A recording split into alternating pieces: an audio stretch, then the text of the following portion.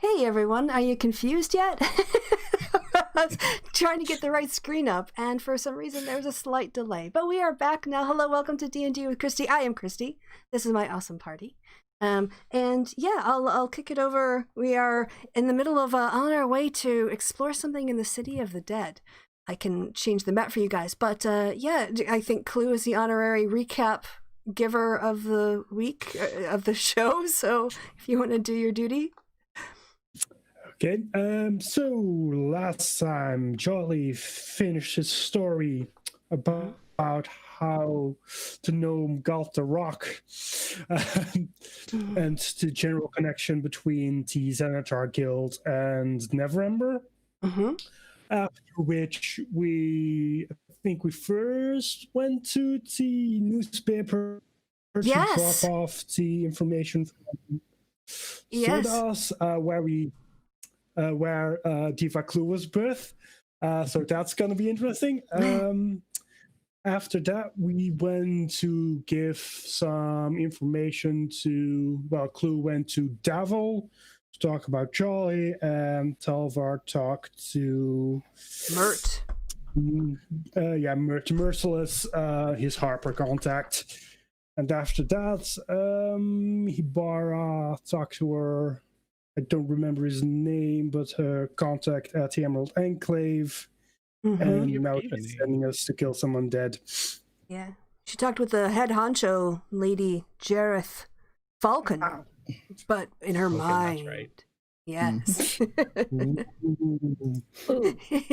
was meaning to ask you, Kristi. Yeah. Sorry. Okay. Can I have an alliance with the newspaper? If you want to make one, sure. You can go and do that.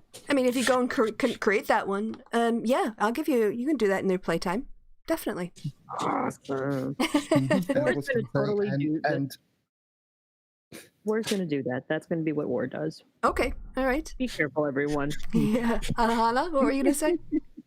I was going to say, and Hibara fixed Clue's coat. Or, and Clue mysterious like. When she burst out of his pocket. Yes. And Hibara gave Mara really awesome dragon gloves. Yes. Very cool item. So now you're fire resistant. Ha ha! Which is good when you're working with someone who likes to light a lot of fires. It means she'll do less damage to you if it all goes south. We could play catch now, Hibara. With fire. You can pet Grizzle. Oh my god, yes! Oh my god, War's gonna totally want to do that. Cool. Yeah, and gotta say, the way you started off this stream, Kristi, it was like almost like the end of the recap on an episode of Soap. Confused? You will be. Yes. Very much so. And I guess where we left it was you guys were in the tavern. It was quite late at night, about 10 o'clock or something, I think, and you decided to head out to the City of the Dead to check out this problem that they're having with the necromancer, they think. Mm-hmm. And as you were leaving, Hibara noticed that the leader of that drow pack group that you had interacted with, shall we say, scuffled with in the previous session, excuse me, was in your street, and she left him a message saying later, as you guys were driving off in your cart, in your very rickety, graying cart with a lovable but not very fast horse, and heading to the City of the Dead. So yeah, I'll pick it up there. So you guys, it's obviously pitch black at night. It's cloud covered, so it's not as cold as it would be on a clear night, but it's still autumn or fall in this part of the continent, and in winter at Waterdeep. Do you guys want to? I think I've put you on the map. There are several gates. Do you want to just kind of like tell me what is your plan? So there are multiple ways you can actually get in. Do you guys have some thoughts on how you're going to look for your contact, Loser Merklev, who you know is some sort of knight, human knight, dude?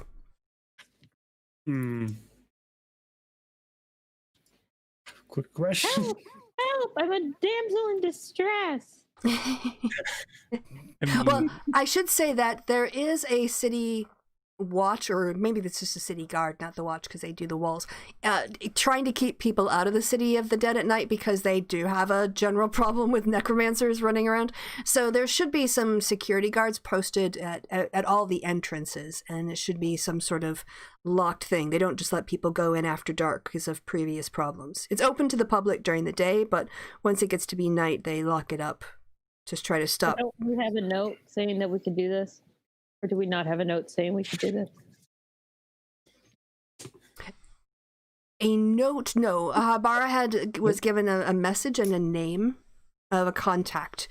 So, yep. And so that no official.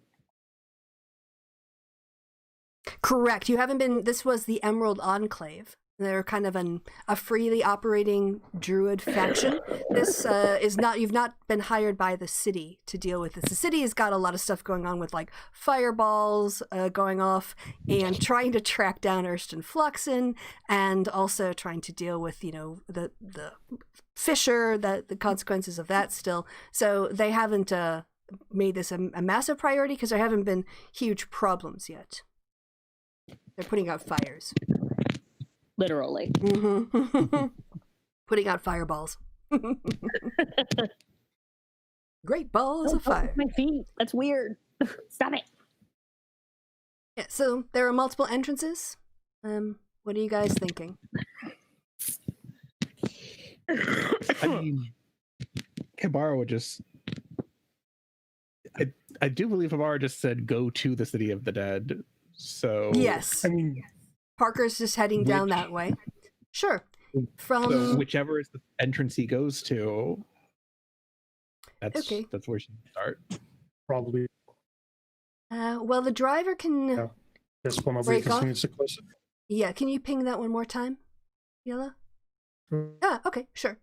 All right, so you guys, the Parker breaks off of the main high road and starts going down more residential streets. And after a few blocks, you guys find yourself at an entrance to the City of the Dead, the city's cemetery. And as you're approaching, you see that there are lights in over the gates, and you can see two rather bored looking city guards who are stood there. Both of them, they're just having like a general conversation, and it's a pretty low traffic area, so they seem to be letting, unless someone approaches them, they're not really doing that much. So once the cart comes to a complete stop, Bara's gonna pop out, past mage armor, and go up to the closest guard, all shimmery and sparkly. Right. Oh, I was gonna sing a song. Are you still singing Thriller in the back of the cart? I think I changed my song, but I haven't decided which one yet. Right. So you approach. The two guards are women. One is a dwarf, one is a human. And as you approach, the dwarven one kind of like perks up a little bit. They break off their conversation, and she steps forward and says, yeah, are you guys lost or something? I'm here on official druid business. Have one of you complained about necromancers in the City of the Dead? They sort of look at each other and they say, oh, do you mean that the knight who's been claiming that there are problems and has been spending evenings here trying to catch the necromancer? Correct. Well, yeah, I mean, Sir Losser is in the City of the Dead right now. Will you take me to him then? Well, he wanders around all over the City of the Dead. So if well, hold on, let me go see if I can see his lamp and his light. So she turns, and the human one stands there and says, hey, cold night, huh? The dwarven woman goes and unlocks the key. And Alexa, flip me a coin. All right, so she has a look. There aren't any two-sided coins, so I just ask Alexa to flip a coin for me. Said, well, I don't see any light here in this area. So maybe what you guys should do is, as opposed, we don't really like people roaming around. If you have a contact that you're meeting, why don't you head down to the next entrance and see if you can ask the guards if they can see his light. We would much rather bring him over and have him talk to you guys than just let you in the City of the Dead at night. You understand our orders, right? But what if In your head, zombie, zombie, zombie. What's in your head? What's in your head? Zombie, zombie, zombie. Mara, I hardly think that's appropriate right now. Has she ever been appropriate? Need. Yeah, the two guards kind of look at you and go, oh. Little golf club. They point down the road, to their left, saying, if you go on, you see down there where, and when they point, you see a small glow, several yards down. But you say, if you go talk to those guards, ask them to have a look around, maybe they'll see Losser and can call him over, and he can vouch for you guys to get in. Thank you very much, Captain Corporal Jerry. Midnight. There's something evil lurking in the dark. Under the moonlight, the season stop. You tried to scream. So this time, as you approach, it's two humans, a younger guy and an older guy. And they're kind of doing the same thing. It's a cold night. It's this pretty boring work, security work. So they're just sort of like leaned up against the pillars and having a bit of a jaw wag. As Parker pulls up in the cart, they kind of come to attention and they approach your cart and say, good evening or good morning. Getting on, can we help you find your way back to the main road or something? I'm here to meet the knight that's currently within the city of the dead. Go look to see if he's nearby. The older one's like, oh, what's the magic word? Because this is Thriller night, and no one's gonna save you from the beast about to strike, because it's Thriller. The guard looks up and says, all right, you're gonna get the neighbors complaining. Sit down. Who are we looking for again? Oh, the knight who was sent. Oh, right, okay, yeah. You want me to go see if I can call to him? What do you want? I'm supposed to meet him here. Mm-hmm. On official business. Yeah. He but just you wonders. Don't want to let me inside for some reason. Yeah. But you let the knight inside. Yeah, so he had paperwork. Critical. He had paperwork from the city. Do you have paperwork from the city? I have this, and she shows him the force gray pin. All right. Go ahead and roll persuasion with advantage.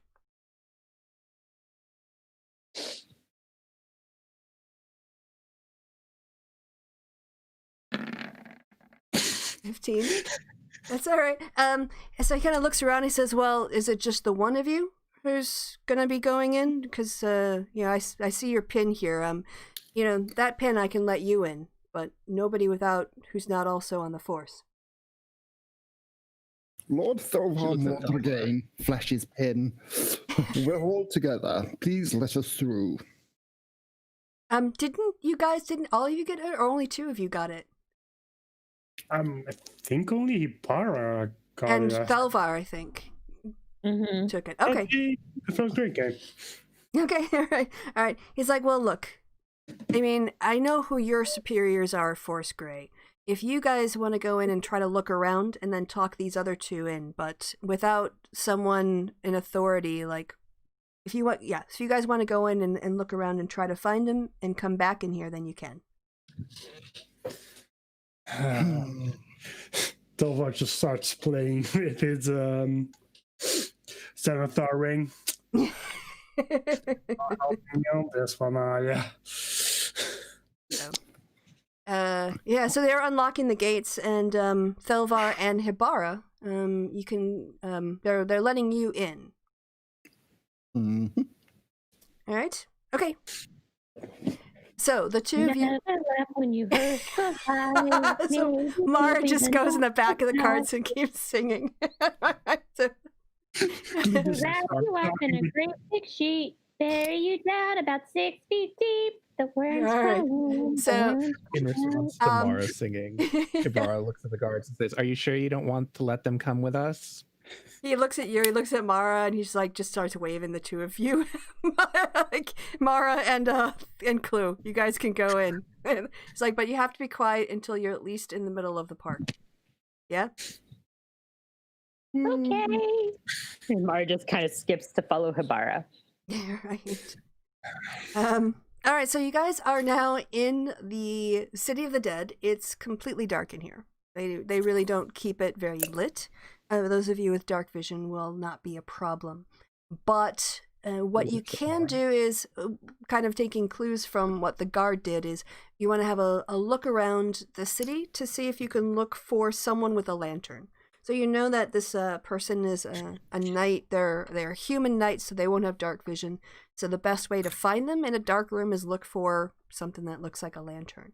And for that, because all four of you are there, I will let all four of you do either, I guess a perception check. If you want to do a survival check, if you're better at that, you can try that as well. And if everyone can give me a roll to see as you walk around how soon you find the... Yeah, all right. Mara? Oh, okay, yeah. Right. You guys walk in, and as you leave the entrance of the gate, it gets progressively darker, especially for those of you without dark vision. But as Mara and Hibara are scanning their eyes around the space, you guys maybe walk for about 5 minutes, and then the two of them almost simultaneously sort of just go, oh, over there. And you can see in the distance, you can't see anything in particular because it is quite dark. There's also a lot of gravestones and other monuments casting shadows from... Well, I don't know. Is anyone else using a light? Has anyone actually brought a light? I should have asked. Into the I'm park. blinded by the light.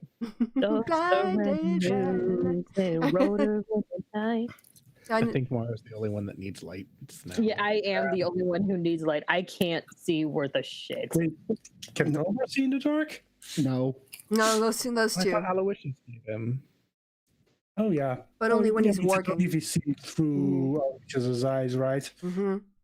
Yeah, good point. Good point. Yeah, I've got Aloysius on my shoulder. I'm seeing through his eyes. I can see 120 feet.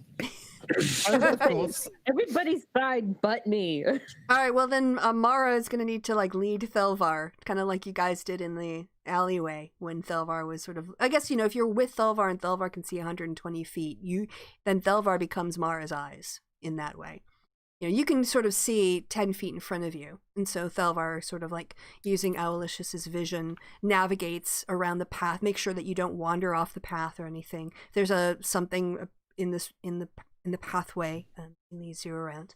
And yes, as you start to approach, you get within about 15 feet, and you hear a man's voice saying, "Who goes there?" I mean... Hibara looks at Thelvar. Thelvar looks at Hibara. It's your job, my dear. Is anyone out there? Yes. Who is it? How did you get into the City of the Dead this late at night? I'm supposed to meet you here. The Emerald Enclave sent me.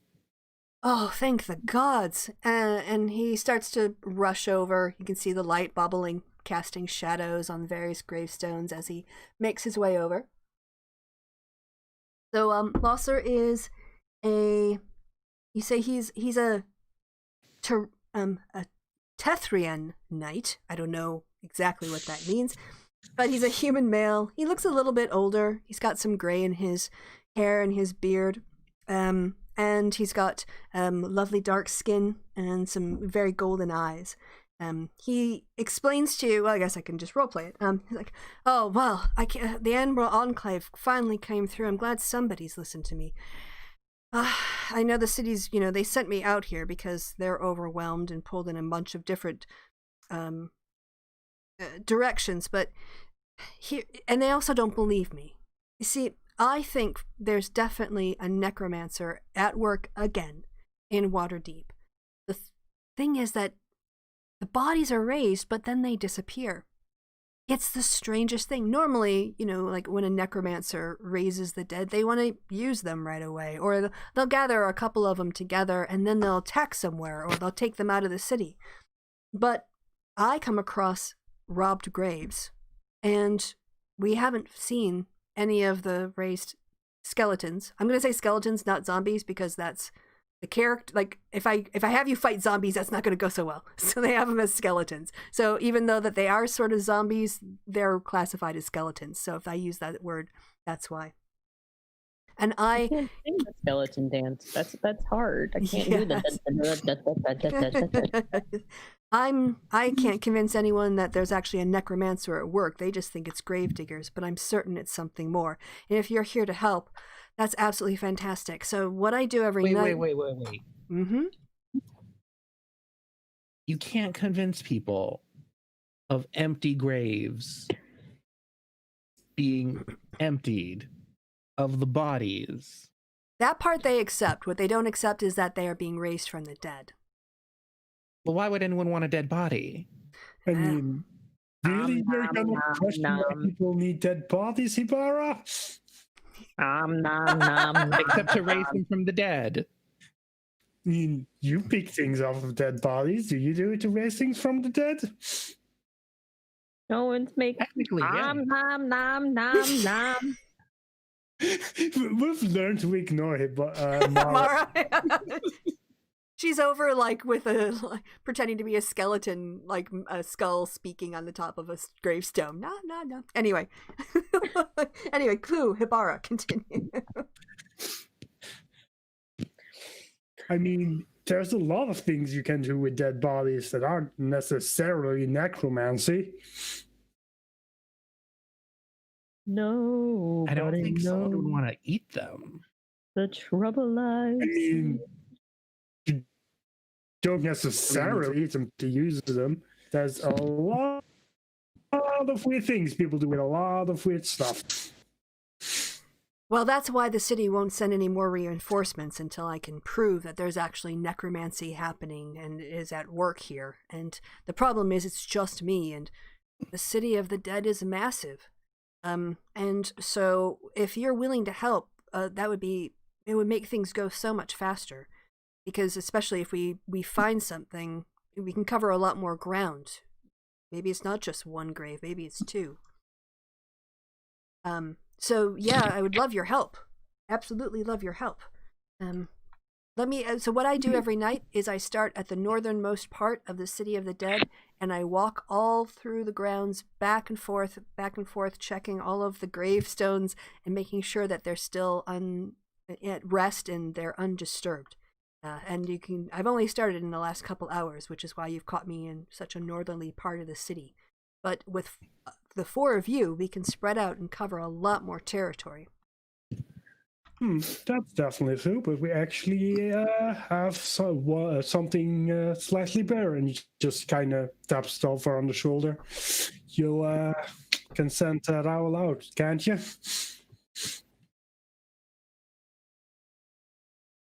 Oh. Over? Indeed. Sorry, what? Yeah. While we're sweeping it on the ground, can you send owlicious out to see if anybody else is stirring around in the City of the Dead? Yes, of course. Aloysius just takes off from the shoulder and just starts flying around as Thalvar's already seeing through his eyes. Okay. Well, now Thalvar's blind. Mm-hmm. Blinded by the light. Sure. Hibara, you go with Mara, I'll go with Thalvar. Split up, get as much ground covered as possible. Yeah, so he kind of like organizes you so that you guys are like 10 feet apart. But there are three of you, or the three groups, I should say, are on a line. So rather than everyone getting lost and going off in their own direction, you're just sort of like a lawnmower going back and forth on a lawn. You know, you're just weaving back and forth. And what I would like you to do is, for everyone who is searching the grounds, we're going to see how long it takes you guys to find anything, if you find anything tonight. So I have picked a number that you have to roll. I'm going to write the number down right there. Okay. So for wave 1, everyone who is searching can roll a D100 for your first sort of segment. And then I will also roll one for Sir Losser. Okay.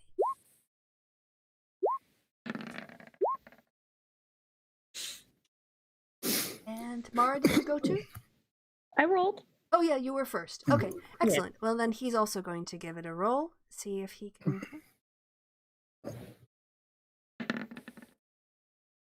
Oh, I don't know why I did it twice. Oh, maybe that's just how it rolled. Okay, so that was the first zone.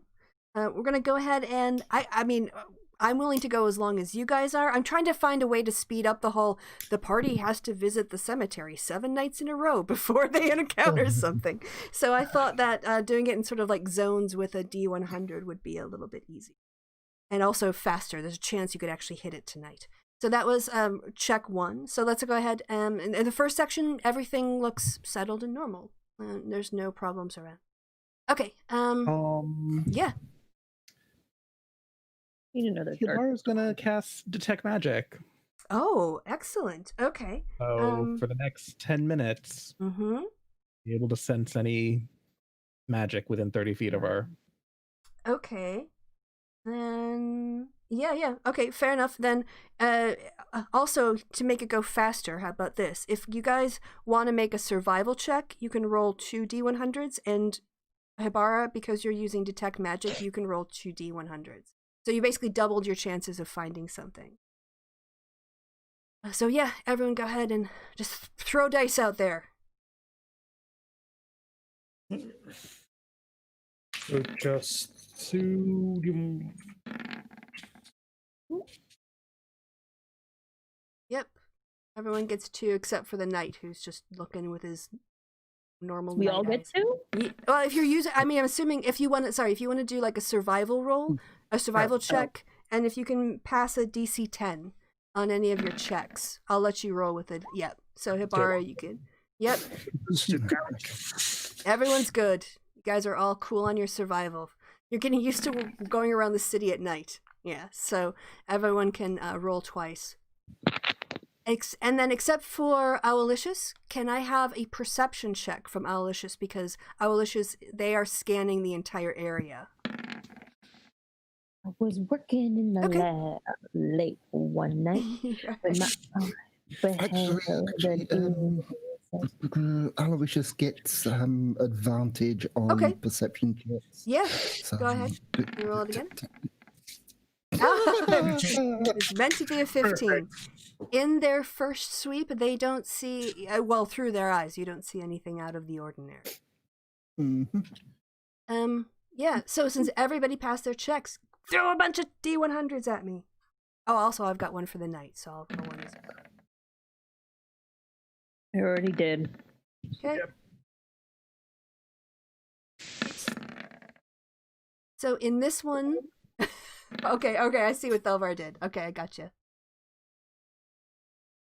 All right.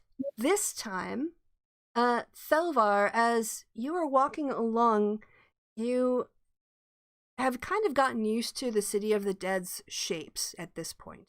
There are mostly square things are at right angles, and sometimes oval shaped, for like archways and the gravestones and whatnot.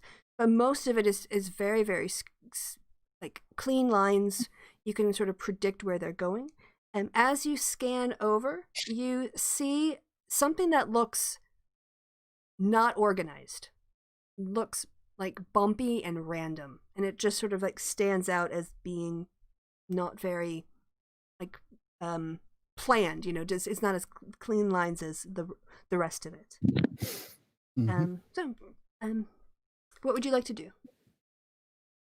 Guys, I think there might be something of interest over this way. Well, I guess Chloe is gonna run towards it. All right, running. I'm good at this point. Yeah, I'm gonna bonus action dash over there. All right, he's dashing. He comes over. And Thelvar's gonna direct Aloysius that way as well. Yeah. You can see through Aloysius's eyes. You can actually, like, as they bank around to come back to your position, you see yourself in the party, which always kind of freaks you out. When you can see yourself through the eyes of, because you see your face in 3D, which is what you don't get in a mirror, so it's kind of surprising.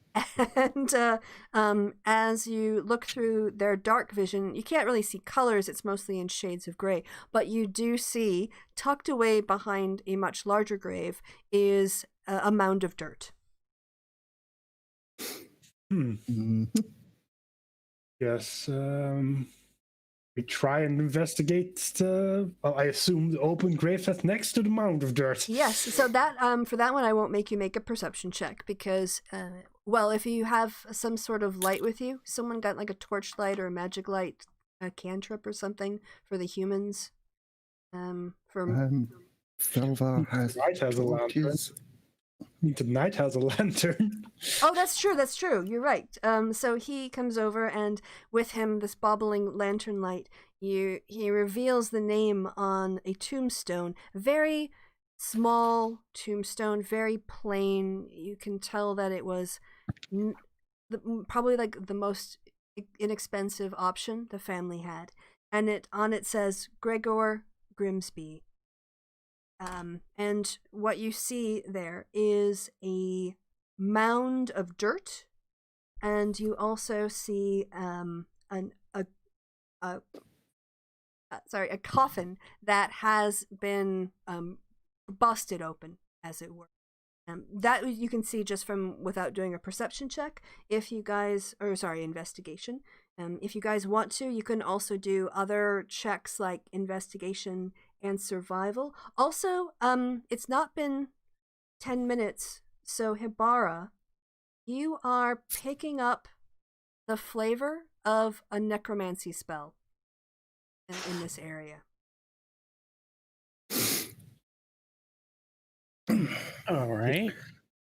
Is it like, is it just the coffin that's stinking of necromancy, or is it like... Yeah, go ahead and give me an Arcana check, and the DC you're looking for is 12 or higher. And if someone wants to help, this would be a great time to practice. I mean, Clue can't help if nobody has a better Arcana bonus than 2. +6. Yeah, that's better. Yes. So you're finding your way, and you kind of describe to Thelvar. Hibara's like, I'm looking for dead magic, looking for necromancy magic.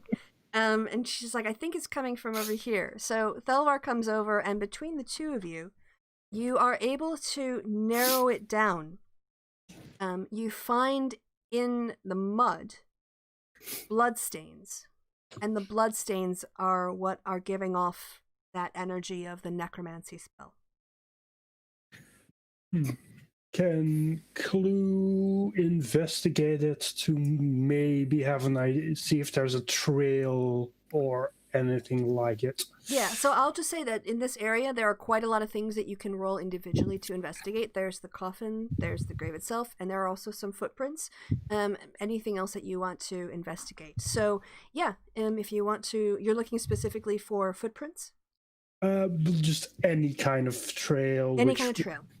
Would be footprints, would probably be interesting to notice. Okay, let's see. Okay, if you want to find footprints, yeah, go ahead and give me an investigation check, and the DC that you're looking for here is a 13 or higher. +6. Yep. On investigation? Okay. I mean, so Thelvar, we have a +12 on investigation now.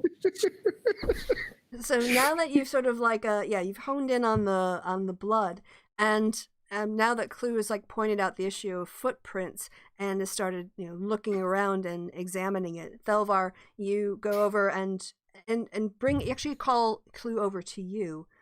That you see that in the foot near the bloodstain, there is you find one set of footprints. And then you start to see something else. But for that one, your investigation, you can find it, but you can't quite interpret it. So for this roll, I'll need a survival check from somebody. If you want to. Okay.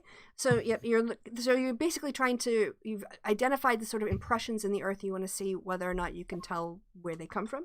And this is a bit harder. Yep, The DC you're looking for is a 16. 21. Yeah. Don't need help if you're all good. I was gonna say, I'm like, Mara has that was one of the things I made sure to give Mara was survival, because I'm like, Mara's useless. Oh, well, this time she leans down and she kind of looks at it and she goes, yeah, she points to one set of prints and she's like, that is some sort of short humanoid. It's like a halfling or a gnome, maybe too big to be a dwarf, but that's definitely the footprints of some sort of smaller humanoid creature. She's like, just, yep, I know that. The other one is, looks more like a shuffling, dragging of a human that went along next to it. Oh, that's fun. Mm-hmm. How fresh do these prints look? With that survival check, I'll say that Mara is under the impression that they're, well, within a couple hours. And Sir Losser has been here yesterday, so it would have had to been made sometime between when he last checked it and now. But she can't say, I mean, an impression in the dirt, unless it's rained or something, she won't be able to say, you know, a time frame for it. So yeah, just to note that it's not like we can chase these people down and actually, like, time doesn't really matter right now. If we spend 5 minutes doing something else, we're not suddenly gonna lose them. Yeah, I mean, if you want to, if Mara wants to try, or you guys want to try to follow it, it'll be, so this has been to identify, so there's a lot of things to check here.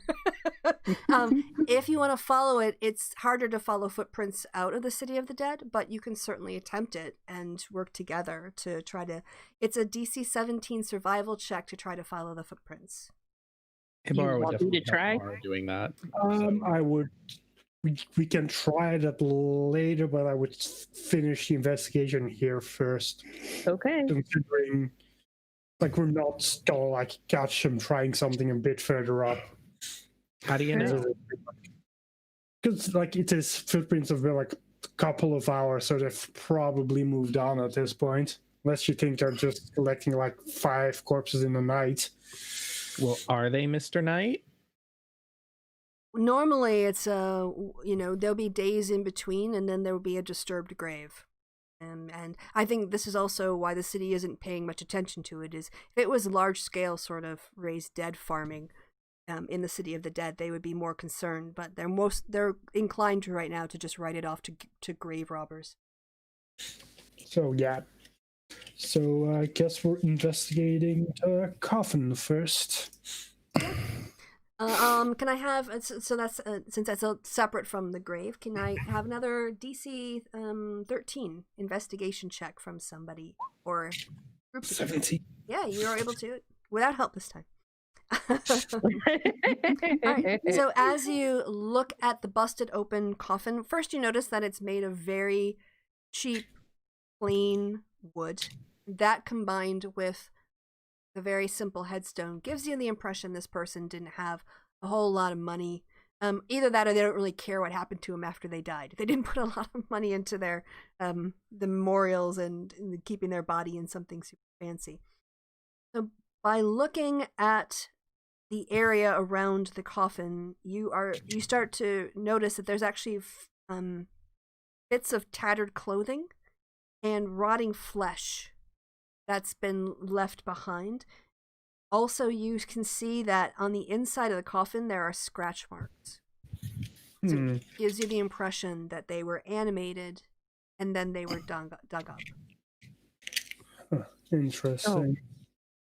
Mr. Knight, I assume there's not a pattern in the kind of people who are getting raised? Not one that I've been able to identify so far. I mean, I haven't really thought about, I've always considered them more opportunity. You know, like this one here is pretty well placed. There's a lot of bigger, fancier other monuments around it, so it makes it a little bit easier for someone to get in and hide behind this. That's what seemed I was looking for, is more what were those strategic, blocking that they could get away with, as opposed to, say, targeting elves or targeting certain kind of water deviants or something. Yeah, what's to be expected. Does appear to be just a body farm, so to speak. Okay, Salvar would like to try and draw on something from their background, particularly their flaw of talking to spirits that no one else can see. So Salvar's going to be looking around for any approachable looking spirits, which presumably there's quite a few that tend to hang around the city of the dead.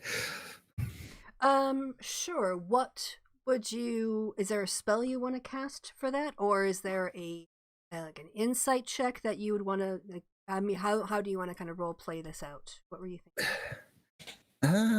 I'm not sure. As I say, it's literally something from Haunted One background. Okay. So can we get that out really fast? Sorry, I don't have it to hand. Do you have like the thing on there? Like you can look it up online. I just need to know how to that PDF interpret that into or something we can roll or role play. Yeah, I don't think it gives anything. Okay, so I have freedom. Yeah. No. Yeah, haunted One background. Because, on all the backgrounds, you get the harrowing event, personality trait, ideal, bond, and flaw. And for flaw, I literally rolled, I talk to spirits that no one else can see. And that's literally all okay. it is. All right, let's do a DC 10 check, since it is within a proficiency, but there also might not be any spirits in the area, so we'll add some randomness to it. So if you can give me... I guess let's try insight. Let's see, like, kind of like you're going inside yourself and seeing if you can sense any non-living energies around you. A failure might mean that there aren't, or it might mean that you're just not in the ghost mood. Damn. Yeah. All right. So with that roll, as you close your eyes, and this time you disconnect from Owlicious so that you can focus entirely on being present in the moment. You sort of connect with your well of despair and the tragedy of your family, and that sort of the impact and almost like the energy that the curse has brought into your life.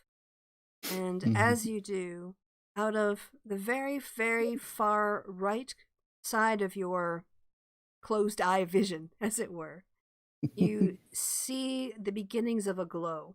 It changes from a deep blue to a green to a purple, almost in the form of an aurora borealis. And it's pulsating there. When you open your eyes, you turn your head and you see that there is a pretty grand mausoleum, and on that mausoleum, or not mausoleum, that's a whole building, but more like a very, very fancy grave stone. It's not just like the stone itself, it's almost like they built up a stone coffin on top to represent the coffin that's underneath. I don't know what those are called, right? But on that on that coffin, you see sitting there quite a young-looking human male, but he's wearing very dated clothing. And he is sort of sat there almost casually. He's lounging a bit, but he's got one knee pulled up and sort of like an elbow tucked around one knee. And he's just propped up on an elbow and kind of like sort of using the coffin space as he can to make himself comfortable. Actually, no, he's got his elbow down, but not his elbow around his knees. He's got his knee just sort of bent up, and he's watching you all with kind of amusement. And when you turn and look at him, he seems surprised that you can see. I'll walk up to him and introduce myself, which of course is going to freak everyone else out because no one else can see him. Ah, hello, good sir. I see you've been here a rather long time. I am Thelvar Mordragain, Lord of Hadar's Top Folly and Combat Mage. We're here investigating an incident with a necromancer. I was wondering if you had perhaps seen anything over there that might be of use to us. Oh, well, it's lovely to meet you. I am Victor Castellantern. Yes. Of the Waterdeep Castellanterns. Yes. I know of them. Descendants, I should say. Oh, are they still the most powerful family in Waterdeep? You know that they are. So. Yes, that's pretty much, yes. Well, that's interesting. An interesting group, my family. They always tend to attach themselves to lost causes. I don't quite know how we managed to make it over the yes, I'm quite familiar with that sort of thing. So, I suppose that you want to know about the half-elf that was here. Yes, indeed. There was a half-elf here. No, sorry, a halfling. Sorry, my slip. I play a half-elf. There's a halfling, retcon, here earlier today. Really? Over there by the disturbed grave? Yep. Ended up pulling out some sort of pretty ripe-looking dude. Oh, not very nice. Do you have any idea where they may have gone? Let me do a check. No. My vision here is pretty limited. After they raised up and shuffled off toward, he points to in the direction, not of the gate that you guys came into, but of the one that farther south. The one that's actually, I could ping it on the map. This entrance, that's the direction he points in. And he said, but I didn't watch them leave the entrance, but that was the direction they were heading. Thank you. Could you by any chance give me a rough description of this halfling? No, halfling and fancy modern clothing, what you wear now? Did you by any chance see their hair color? Or was it too dark? I don't know, is some sort of brown, maybe? I don't know. There's not a lot of moonlight tonight. Kind of covered over, so everything looks sort of gray in the dark. Even when you're dead, they don't tell you that. It's not like you get special magic, ability to see color in the dark. It's still just grays and blacks and whites. Kind of depressing, actually. Yes. Rather sad. Well, it's been a pleasure meeting you, Victor. Yeah, thanks. Always come by anytime. You can update me on any family dramas. Oh, I sure will do. I have a house not very far from here, and I also have a tavern that we're opening, but I would offer you to come visit. We have a ghost bartender, but I don't know how strongly you're tied to this area. But if you ever get up near Trollskull Alley, you are welcome to come in. I'm sure Liff would enjoy having someone to talk to. Very good. And then he sort of fades. The energy, the glow just sort of dims down. And you turn around and your party members are looking at you. Oddly. Yeah. Mara's the only one that's not looking at him oddly. But he is, but she is looking at Clue, and she's like, "I heard that, Ducky." I wasn't trying to hide it from you.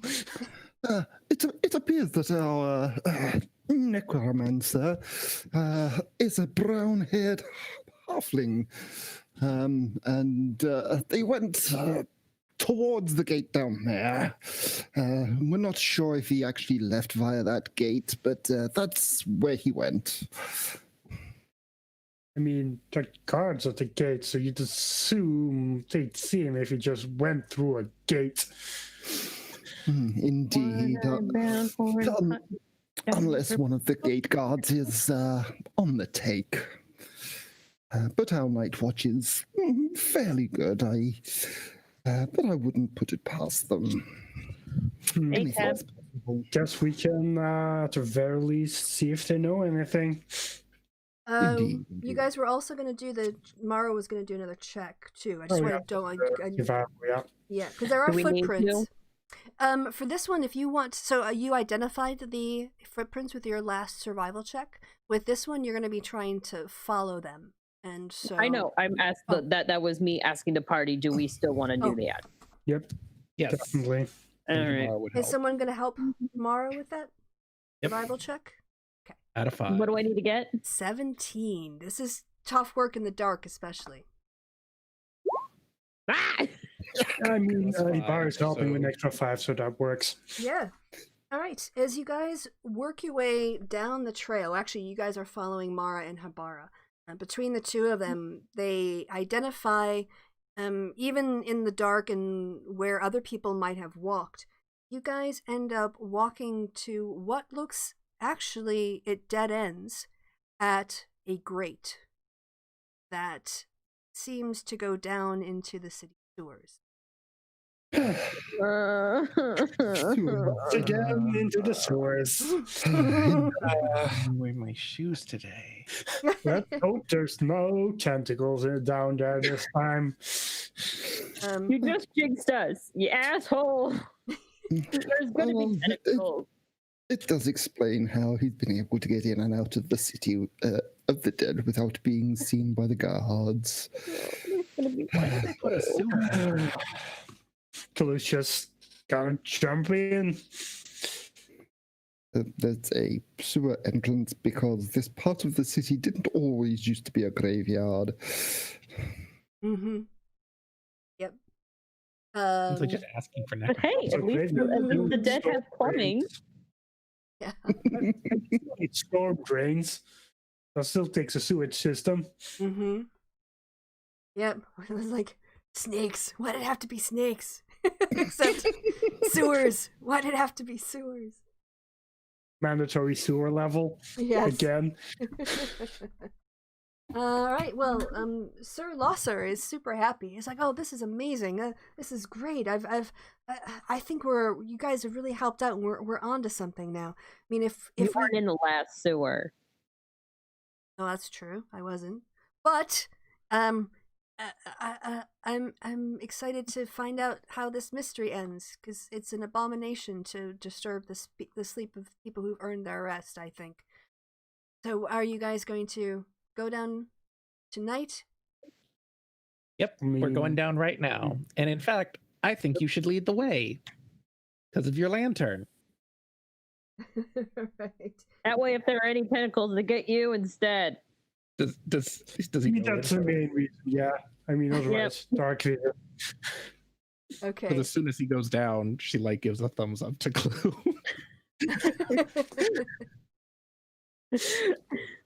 All right. I'm looking to see. We're all damaged from the damn freaking. All right. Player handouts named. I'm looking to see if I have a token for. Oh, actually, I do. Except the thing is, I messed up his name, and so he's actually called. How is he in here? Hold on. Oh, that's okay. All right. Never mind. I kind of had to. I used something to kind of wing it, so I'm working a little bit off script. So let me just figure out a night I can. Yeah. That might be too much. Sorry, I'm looking for somebody who would be a good. Oh, that'd be pretty badass. Okay, we'll take Durnan. Okay, very good. All right, you guys are going to be heading down into the sewers. So, because you now know what it looks like, you are able to follow the path down into the sewers. You're now not just looking for footprints, because even though it's autumn time, it doesn't smell so bad. There's still like water, rain, and other things running through the sewers. Occasionally what you're finding are sort of like the steadying handprints, or it looks like where maybe something or someone fell over and scraped their way up. But between you and Hibara, sorry, I'm so coffee tonight. You are able to work your way into the sewers. Actually, can someone who's good just do me a survival check, so if you guys can get a sense of what direction you're headed.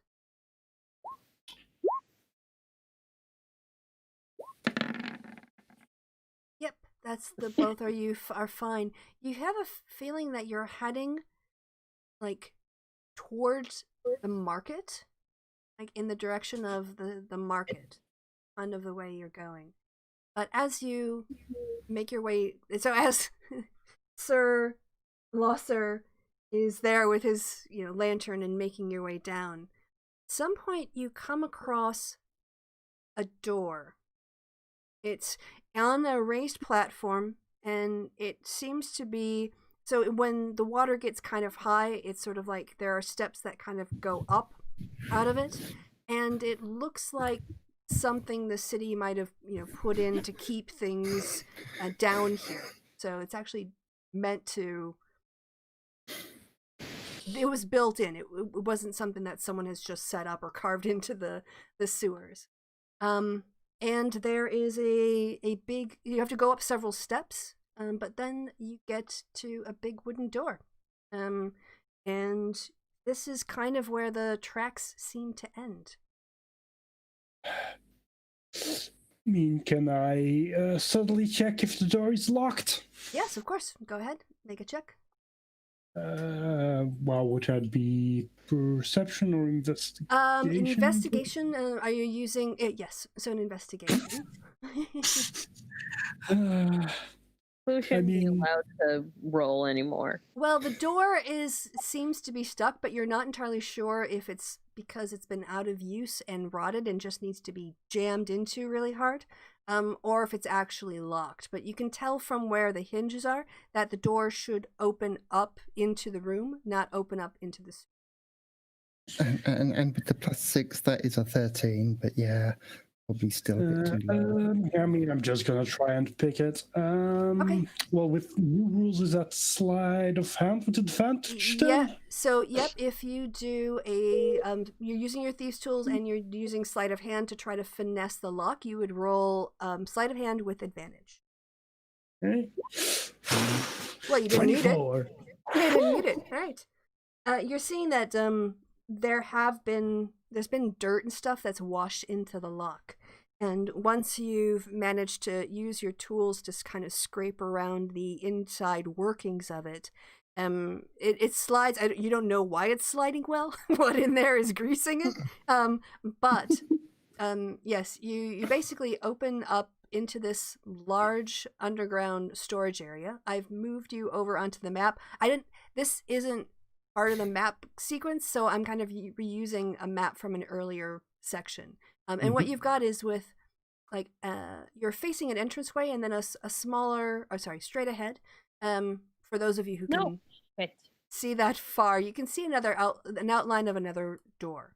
This one though doesn't look like it's as well bolted and heavy as the one to get into the. I didn't mean to exit the game. No, that's okay. You can come right back in. There we go. Yes, and actually I think now, since we've last played in this room, Hibara's icon has changed. So let me drag. That didn't. There you go. Whatever the Gen 8. Yes. Or Castle Pokemon's name was. And token vision, night vision, and you are an elf, so you can 60 feet. I can see nothing. Just black for me. I can't. Why can I only see things to the right of me for some reason? Well, because there's a wall to your left. So who can only see? Yeah, but I can't see up either. I could just see like in a cone to my right. I see nothing. Okay, so when I moved you, the light didn't move? The light moves, but for some reason, as I move up in obviously open space, there, I don't see the space. now. I don't see things above me. Okay. I see. Give me a second. If you rotate I see a cone like this. If you rotate your token, you can. Ah, shit. Okay, so it actually considers. The directionality you're facing. Oh, yeah. Okay. Yeah. 2 Hibars. Are there 2 Hibars? All right, welcome. Second Hibar at the bottom for a second. Okay, so I'm gonna delete the one that's in darkness. So the other one, you've got. Yep, I can see everybody, and I can turn around now. Okay. I can't see anything. Oh, sorry.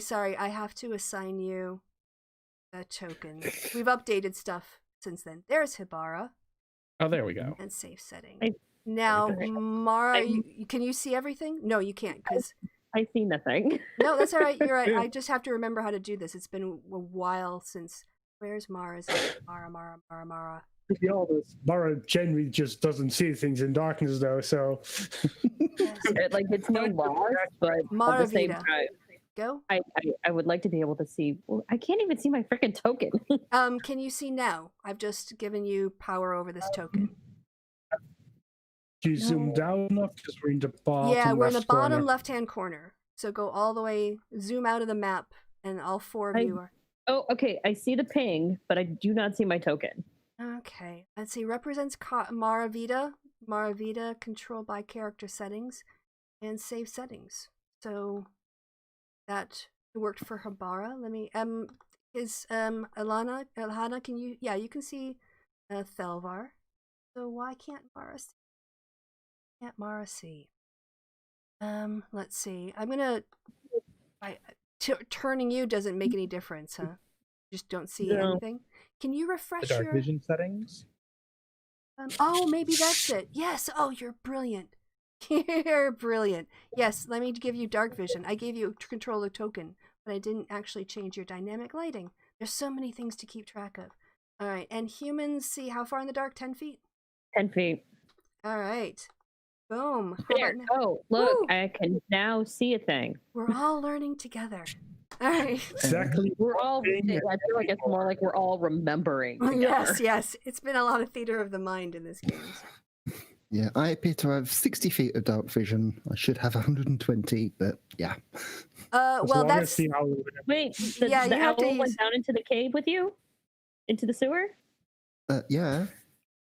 On his shoulder. Well, honestly, there isn't 120 feet here. So that's like, it's like what, 5, 10, 15, 60 feet is more than enough. But I mean, you have to be it's not just that you get Owlicious, you have to decide to use him, and then you can't, there are movement issues for yourself. So what I would say is, if you want me, I can change it if you want to hold back and be Owlicious, but your default, I think, should be your racial default, as opposed to defaulting you to warging, which is probably not the right term, but it's the one that I am thinking of for the practicalities. Because I think Thelvar is sort of incapacitated when he's not seeing through his own eyes.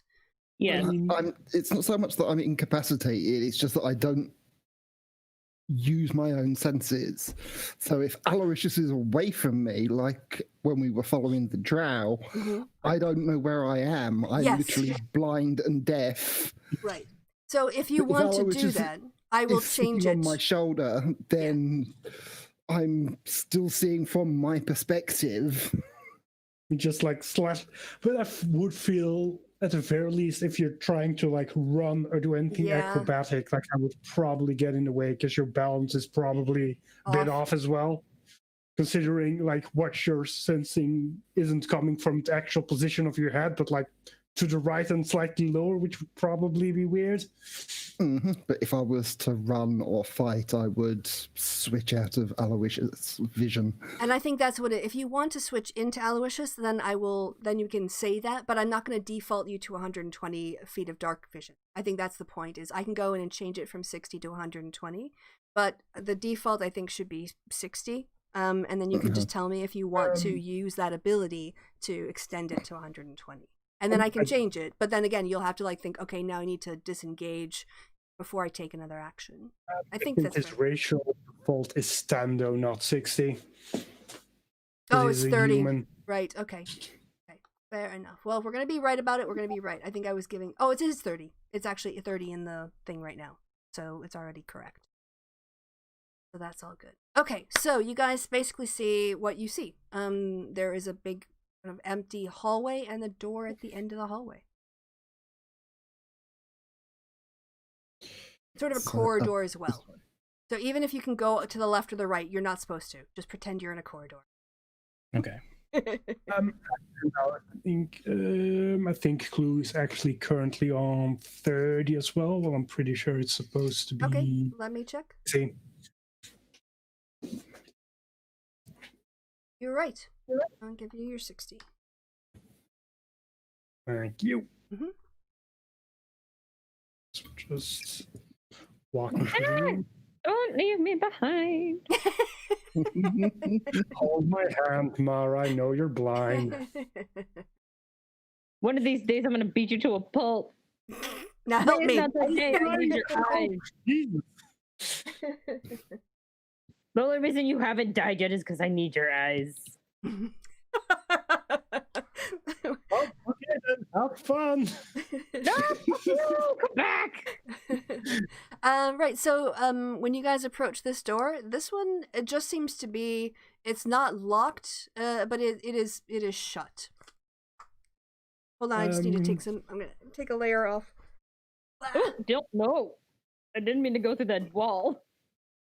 So there doesn't seem to be anything special about this door.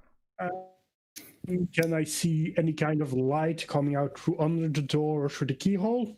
That won't require a perception check. You don't see any lights on the other side of that door. Okay, in that case, I just slowly open the door. Okay, you slowly open the door. We're gonna die. Yeah, and you're free to go ahead and move in. We're not in any kind of initiative order, so you guys can go ahead and explore as you will. He's gonna. Oh my god, what is going on? Oh, what is this? Why is there a thing? Can oh I? No. Right. So what is going on with my view? Does anyone? You're in the wall again, Mara. To the left. Just that a wall? Was I stuck in a wall? I think technically it was a box, but you were inside the box. When you get into the room, you're starting to hear shuffling. And panic screaming while I was stuck in a fucking wall. And a lot of Is all this stuff boxes? Yes. Things that are just sort of in the actual room, they're just trash. This was a formerly. You've been here before. This was like the Zent hideout. I'm purposing. Oh, okay. This map didn't exist. Yeah. Flynn was hiding up here. Guys, no one is gonna. Yeah, there's stuff, and it's not a lot at this point. Yes. As you guys, I take it a clue. You've seen what's in. I've seen two of them at this point. All right. Well, I accidentally. The other one. Easily there. Come back down here. Where are you going?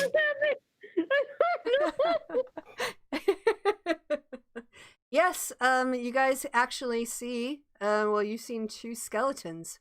And when they move, they start to shuffle. So I guess if everyone can roll initiative. Shit. It's not fair. I got stuck on a wall again.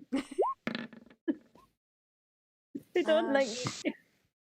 Right, excellent. Everyone is clicking on their icons and then going, this is brilliant, and I am missing... Except for Mara, because Mara is currently having computer issues. Okay. Is there something... You also... No, I was having, there's a window that apparently decided to close. But that's okay. Okay. I can see the light.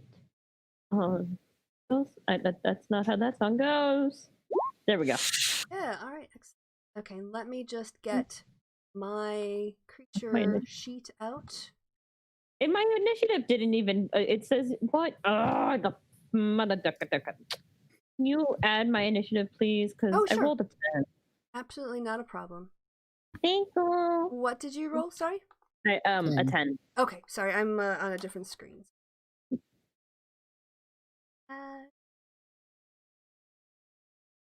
10. Okay. So I am going to, now that I have the correct sheet up, I can roll initiative from my baddie. Yep. Clicked on them. Oop. Oh, I they really did don't well. I don't want to die, guys. All right. Okay, so the skeleton goes first. I should say the skeletons go first. So yes, this one is going to start shuffling. 3. And come up to Hibara since you're the closest thing to it. And what can it do? Basically, it can do a short sword attack on you. So it is going to reach out and swing at you. Wait, it's a skeleton with a sword? Mm-hmm. Okay. Okay. 14? Nope. All right, that's a miss. So he swings out. They're kind of, again, skeleton, but they're really more like zombies. They're not that great. They seem kind of a bit on the slow side. They weren't probably fighters in life. However, as you watch, a few more shuffle out of the darkness. Yep. Clue? Do you want to describe what you're seeing? Hibara sees it too. What can I only? Well, I see at least. Well, I see 4 of them. One next to Hibara, 2 of them in a bit of a hallway, a sliver of one far back, and I can only assume. Oh no, he joins the rest of them. Oh, there's the 5th one. Yeah. If you have AoE, aim it here-ish. Just a tip. I convinced them to join a dance party.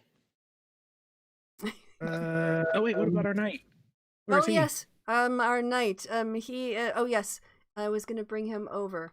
Yeah, I'll sort him out. He'll go lower in the roll. Gotta see. Oh sure, we'll just call him Noble 2. Why not? Go. And give him an initiative roll as well. Character sheet.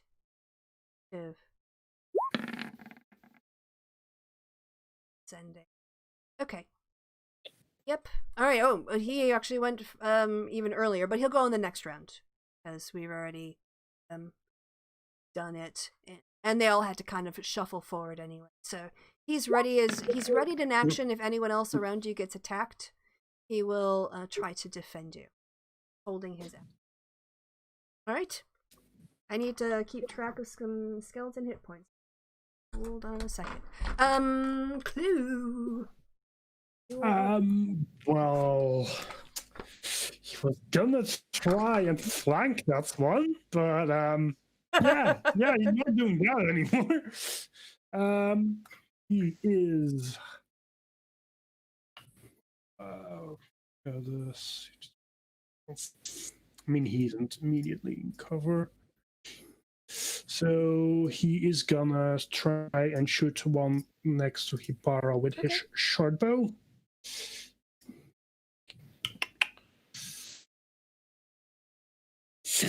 Oof, 11. Okay, let me see what their AC is. It bounces. It seems to just kind of bounce off a bone that they don't seem to be too bothered by. So in that case, yes, kind of thunk it, but a miss. Damn. In that case, considering there's some boxes over here, I'm gonna try and bonus action hide. So that's a stealth check against their perception. Okay. And I'm gonna put myself here in between the boxes. Of course, Yeah. fucking wall. You're not doing a great job of hiding, but you don't know that. You think you're very well hidden. Pulse. All right. Is there anything else you'd like to do with your turn? You've moved, you've done a bonus action. Yeah. Oh, Mara, I forgot you were. I thought I entered that in there. About me. No, I didn't. Actually, I didn't forget about you. I think that it just was silly. I entered the 10, but I didn't do it properly. You have to do it properly. Oh, that's all right. Okay. Yep. All right. So then next up is Hibara. Give me my grizzle. Oh, yes. I should have actually had that already ready to go. Time to start a warehouse fire. Pretty much. Grizzle, does he give light? Because that would be handy for Mara. Light. Huh? I'm pretty sure he gives light. Let me double check. I'm not affected by this anymore because I got gloves. Yes. No, it gives light. It means you can see things now. I don't want to see shit. I don't want to know what's coming. I don't need to know what's coming. All right, you should have control over Grizzle. Boom. Okay, and that is a saving throw that they have to make, correct? Yeah. And what is the range, the area of effect, so I know how many have to save? 10 feet. Dexterity. So 8 to 13. 1, 2, 3, 4, 5, 6, 7. By my, so I have to roll twice. I got a new thing where I can roll my dice on, so I don't have to do it like on my table where it goes flying everywhere. Very excited. 2, 4, 6, and then I can roll one more. I forgot to share this with you guys. So I got my Christmas present from one of my friends, and one of the things she does is she sends us stockings. Oh, okay. With our Christmas presents. And in my stocking was not only the Falcon McDonald's toy she promised me, but she also sent me D&D dice, but they were Kwanzaa D&D dice. Oh, that is awesome. Nice. Yes, very festive. Numbers. I hate the holiday. It is so stupid. But the colors must be awesome. Oh, the colors are fantastic, Yeah. but I'm like, I don't get this holiday. What is your spell DC? 13.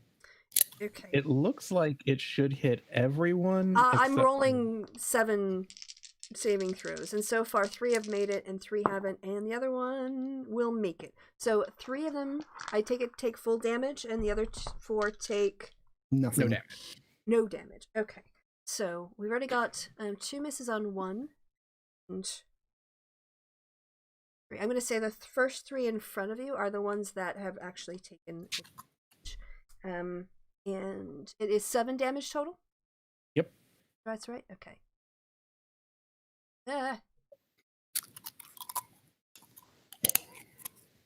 Do they not get bars? Oh, there it is. Okay.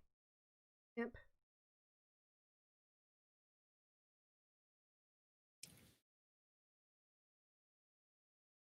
Okay.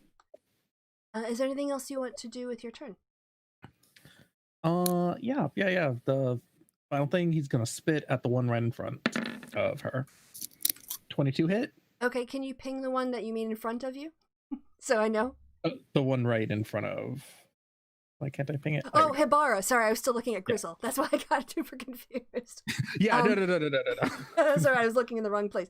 Oh, that's gonna hit. That's totally good. Yeah. Let's see how much damage. 7. All right. Well, so Hibara, you as the cast as Hibara and Grizzle step up together, and just like flame fills the room. The Grizzle just sort of sears all of the skeleton shambling corpses in front of them, and Hibara also does her flame seed, and it looks like basically like almost half of the body is pretty much non-functional at this point. You've done a massive amount of damage in this one turn, so these guys they're still up and they're still dangerous, but you have a feeling that another hit like that put you in a pretty good place. All right, excellent. Thelvar. Oh, sorry. Okay. Just want to make sure. Grizzle. And do you have any movement that you wanted to do, Hibara? You want to stay where you are? I take it, or anything else? Yeah. No, not moving. Okay. We're fine where we are. Okay, very good. Sorry, Alhana. Thelvar's turn. Ice knife on this one. Oh, okay. Go ahead.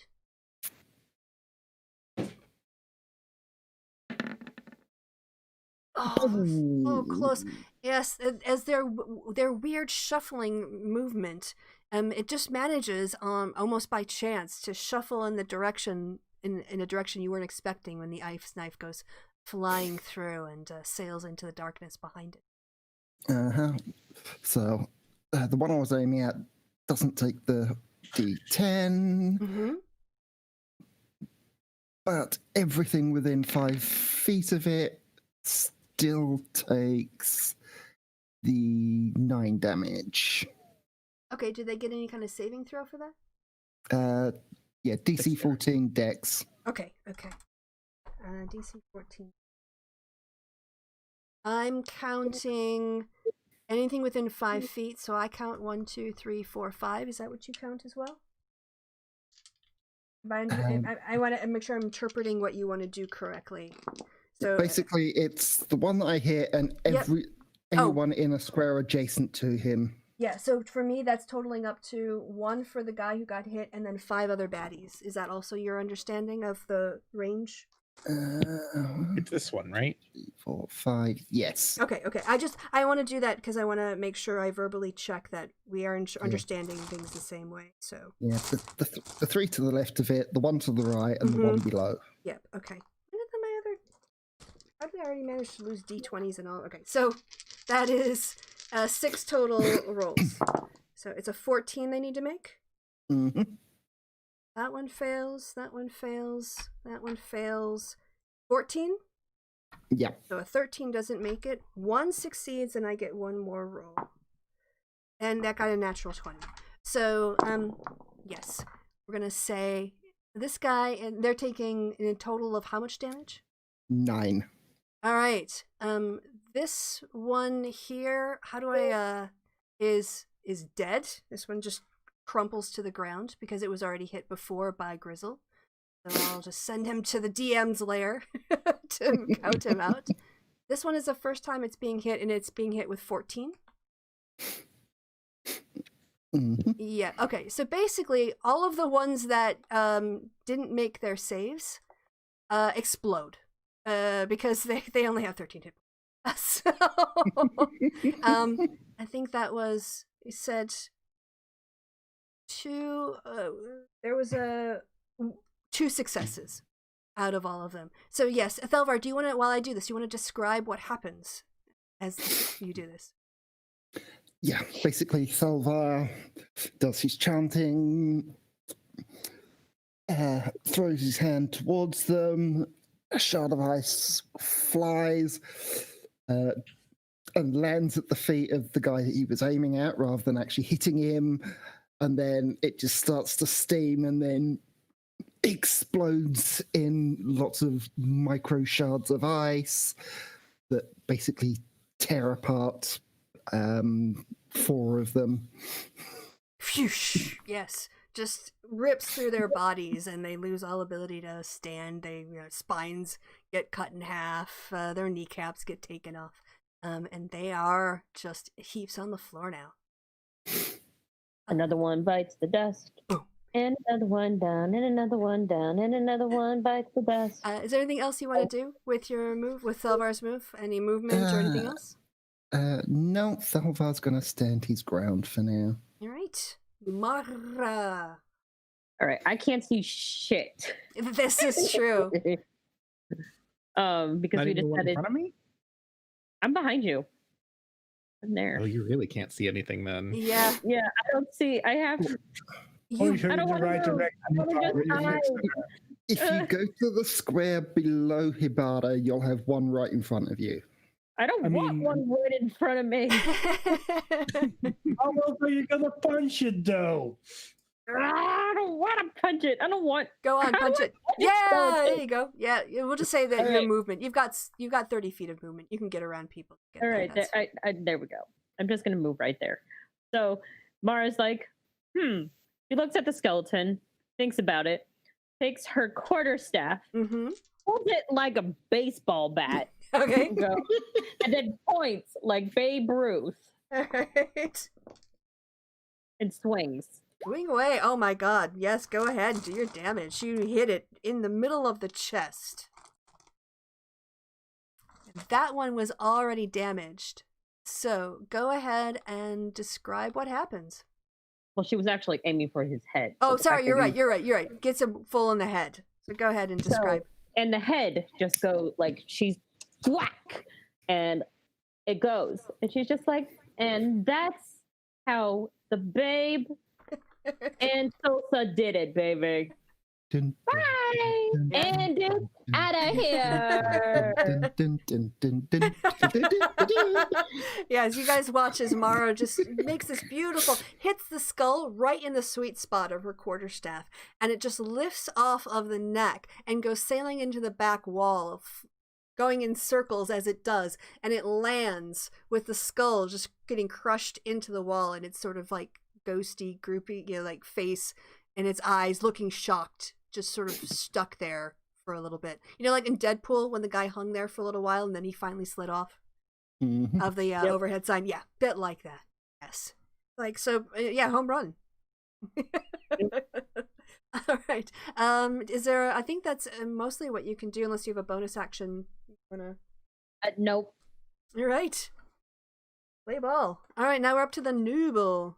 All right, so what do you got, dude? Let's see. What can you do? Oh, he's got an exciting rapier by the look. Does he have better eyesight than I do? Because where's he? Because he can't see shit either. Yeah, so he can kind of hear where the scuffle is. He's going to walk forward, and he's going to attack the one right here with a short sword. Look at him being brave. Yes. Oh, like, swing and a miss. Time I did this. Yes, he uses his rapier, but in the darkness or whatever, he can't quite tell where the body is supposed to be because there are like chunks missing out of it, and where he stabs, there's actually just like already rotted flesh. He doesn't really do any damage. So he's just face to face with this skeleton sort of corpsey, shuffly thing, and he did nothing to it. He did no actual harm to it whatsoever. Right, because because you guys are the heroes and he's just the NPC. So now the skeletons get their turn. I guess the first thing I'm going to have them do is move into position. So they're not that bright, but they are going to. Or they're all going to go past Grizzle because they're very afraid of fire. Wait a second.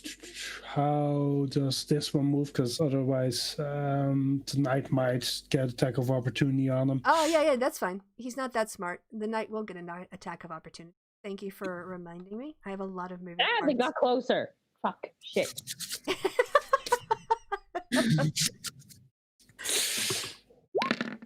Yay! He managed it. Yes, the 14 will hit, and so the one that moved. Which one you said it was? This one? Yep. That one's moved out of his range. Yep. So he is again. They're all bottlenecked up, so they're a horde. They shuffle forward. That one's not going to get far enough away from Grizzle because there's just not enough room. I'm just treating them like zombies, even though they're technically skeletons because they're raised dead.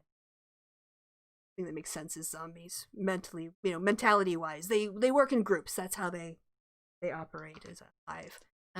Oh yes, and attacks. So this guy here is going to swing out at our noble. Let's see if he does any damage. I have a whole lot of hits to be. Have any? Let me just. Okay, I'll do it. Let me count up how many attacks there are. So 1 on Hibara, 1 on Mara. And 1, 2, 3 on the nobleman because it sucks to be him. It's just where he ended up. I didn't plan it, but that's what makes sense. So let's go Hibara, Amara, and then the last 3 will be on him. Oh, first one on misses. Just a whiff. Obviously not a fighter in life. Mara. That one is a hit. You're going to take 7 damage. 6 plus 1. What did he roll? He critted on you, and you did very well to only take 7 points of damage on the crit. Right. That one was a fighter in real life. Yes, that one actually knew how to wield a sword. Muscle memory, even as long as the brain isn't too far gone, it's still there. All right, and now they're just going to pound the shit out of this poor knight. Let's see if I'm going to figure out. That's going to hit. I don't even care what his AC. I'll check on that one. All right, so what is his AC? I think he actually got 1 hit, I would imagine, but not the other 2. Let's see. The noble adds 2 to its AC against 1 melee attack that would hit it. Okay. I must see the attacker and be wheeling. All right. All right. It wouldn't have made a difference anyway. So yes, the first one hits, although he doesn't get that hurt. He's only taking. So it's fine. All right. Oh, wait. Wrong. A token here. Okay. So next up, the skeletons have done what they're gonna do. Next up is all y'all. Clue. You think you're really, really clever and hidden. So. Yes, I'm gonna try and hit him with an arrow again. I'll try and hit the one closest to Hibara. 16. Oh, that's gonna hit. Yep. How do you want to do it? Well, it's 13 in total. He's just gonna he thinks in stealth, so he's just gonna try and act cool and just as he readies his bow, just go over the top of the box and just fling it right into his skull. Nice. Can you ping the one that you were aiming at again? Just because there's so many, I lost count. That one? Okay. Yeah, he only had 9 hit points. I mean, they have 13 hit. So if you do 13 hit points of damage, he's going to the GM layer plane of existence. And I'm gonna try and hide myself again behind some other boxes again. Right. You get a hide action. And action succeed. This time you are stealthy. You are so stealthy. Although the box. All of my vision, which is interesting at the very least. Well, you only have to see when you pop up to throw your knife at something, right? Mm-hmm. Hibara, it is your and Grizzle's turn.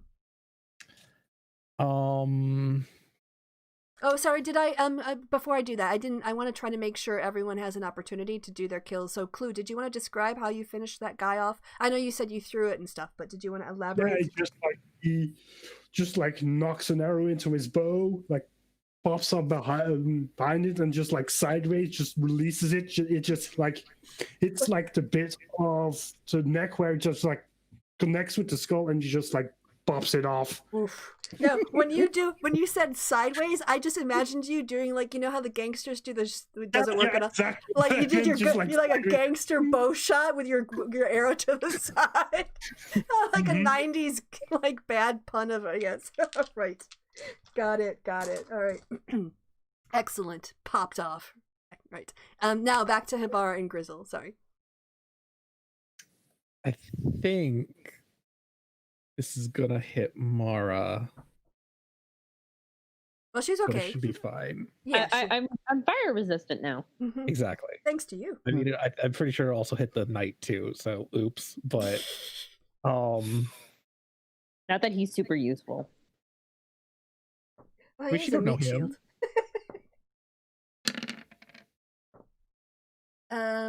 Okay, so I need to do a DC 13 save on how many baddies? I think just these 4 here. Okay, right in the front, the L, the sort of shape you'd make for a chess knight. And then the knight, and I think possibly Mara. Not 100% sure. Yeah. Okay, Mara, do you want to do you have to roll a D20 and on a dex save, and you need to get a 13 or higher. Wait, a 13 or higher? Mm-hmm. On a dex save. Correct. Bam! Thank you, baby Jesus. Okay. As the fire like passes, as Gristle like passes her, she's like, "Ooh, Jump back. home." Yes. Great balls of fire. All right. And I'm rolling for 4 deck saves for these guys, and they have no bonus. Fail, fail, fail, and a 12 is also a fail. Nobody rolled higher than a 12. They all failed. So they all take 11. 11. And Yeah. then Mara takes 11 halved. Correct. And the half again. Yep. The 2 rounded down.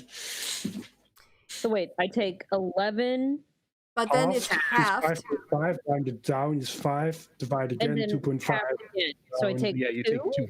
Correct. So you basically saved, and then you have fire resistance, and all of those half the damage that you take. Oh, for the love of God! So really, I should be rounding that up to 3. 'cause No, it's no. too You quick. always round down. Wait, no shit. It's always Yeah. rounded down. So 11 gets rounded down to 10, or like because it's an odd number, so that goes 5, and then 5 gets rounded down to 4 because you can't divide it in half. So you get 2. Or 2.5 divided by 5 rounded down to 2. Doesn't really matter, all the math. But I want you to understand the logic of it, not just be magic, which is how most maths was for me growing up. It's just magic. I don't know why. You put it in this little machine of a formula and it works. Yes, the scientist and mathematician in me is going, this is not how math works.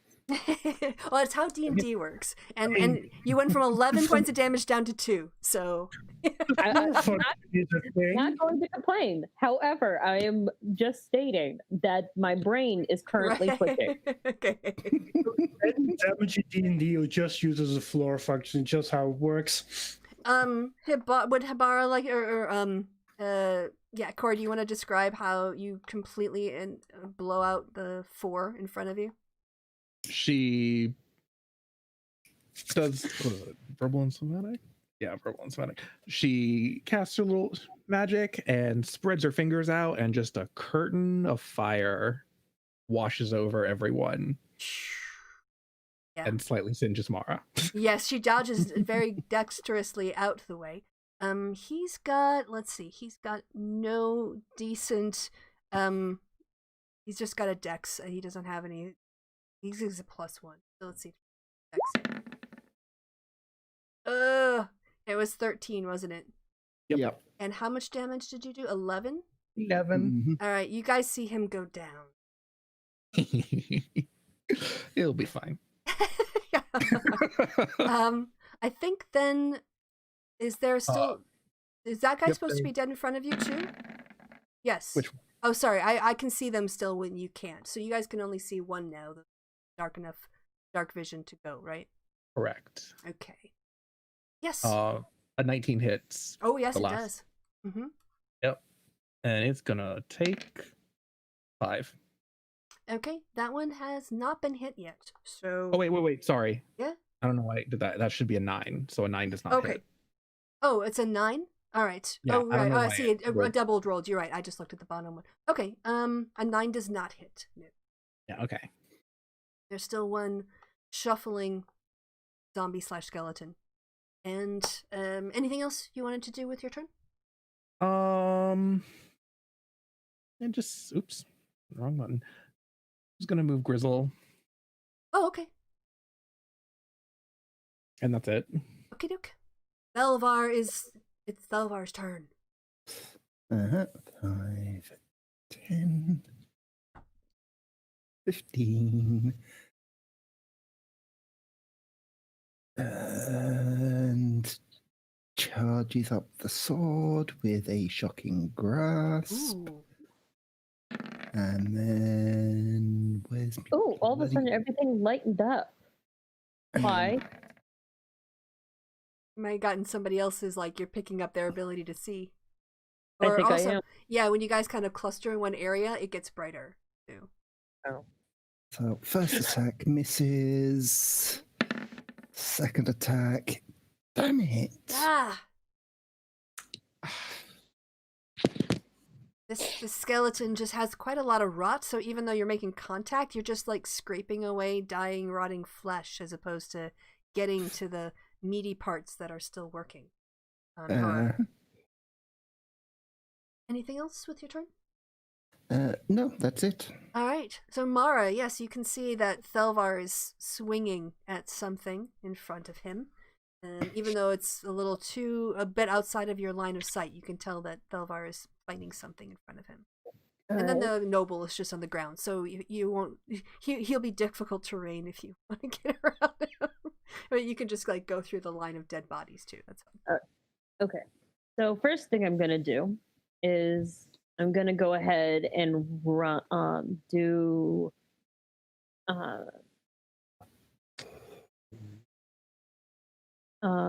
gonna do Fury of Blows.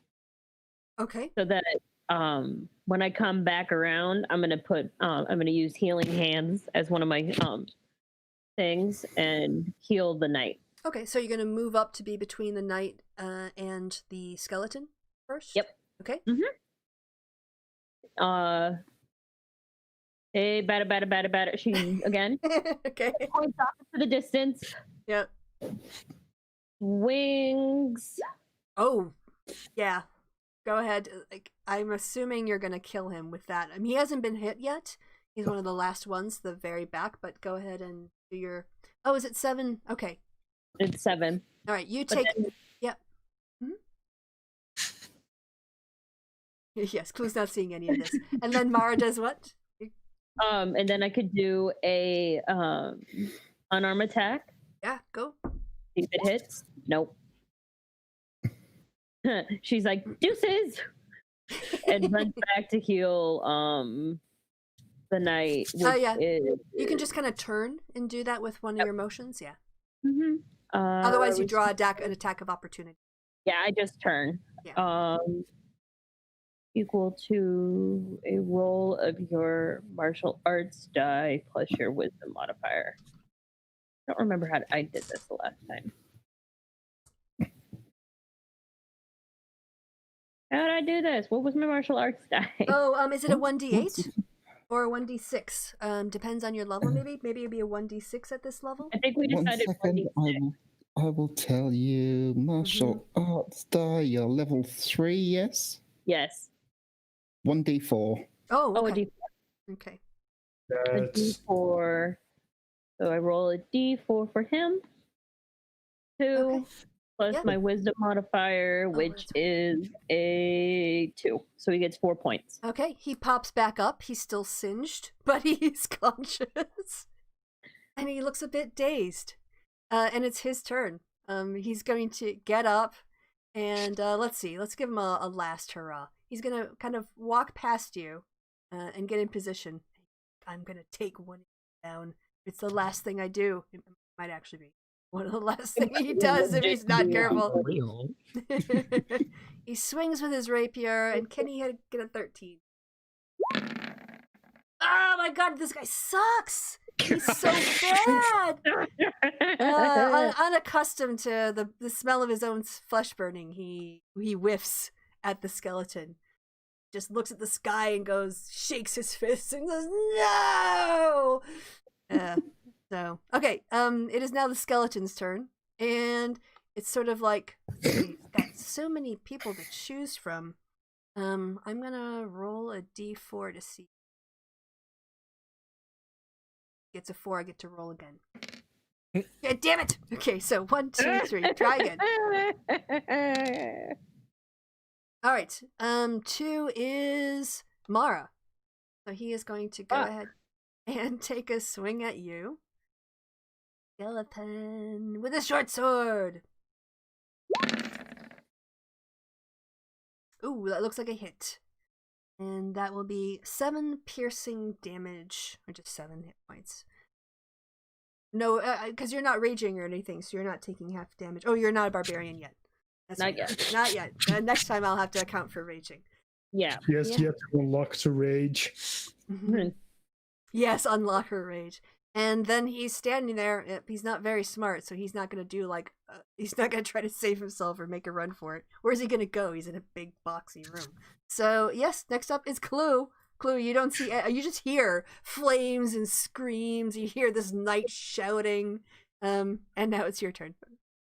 Who's just gonna carefully move from beyond the box. Just gonna like see the zombie and just like try and shoot him. Okay. Short bow.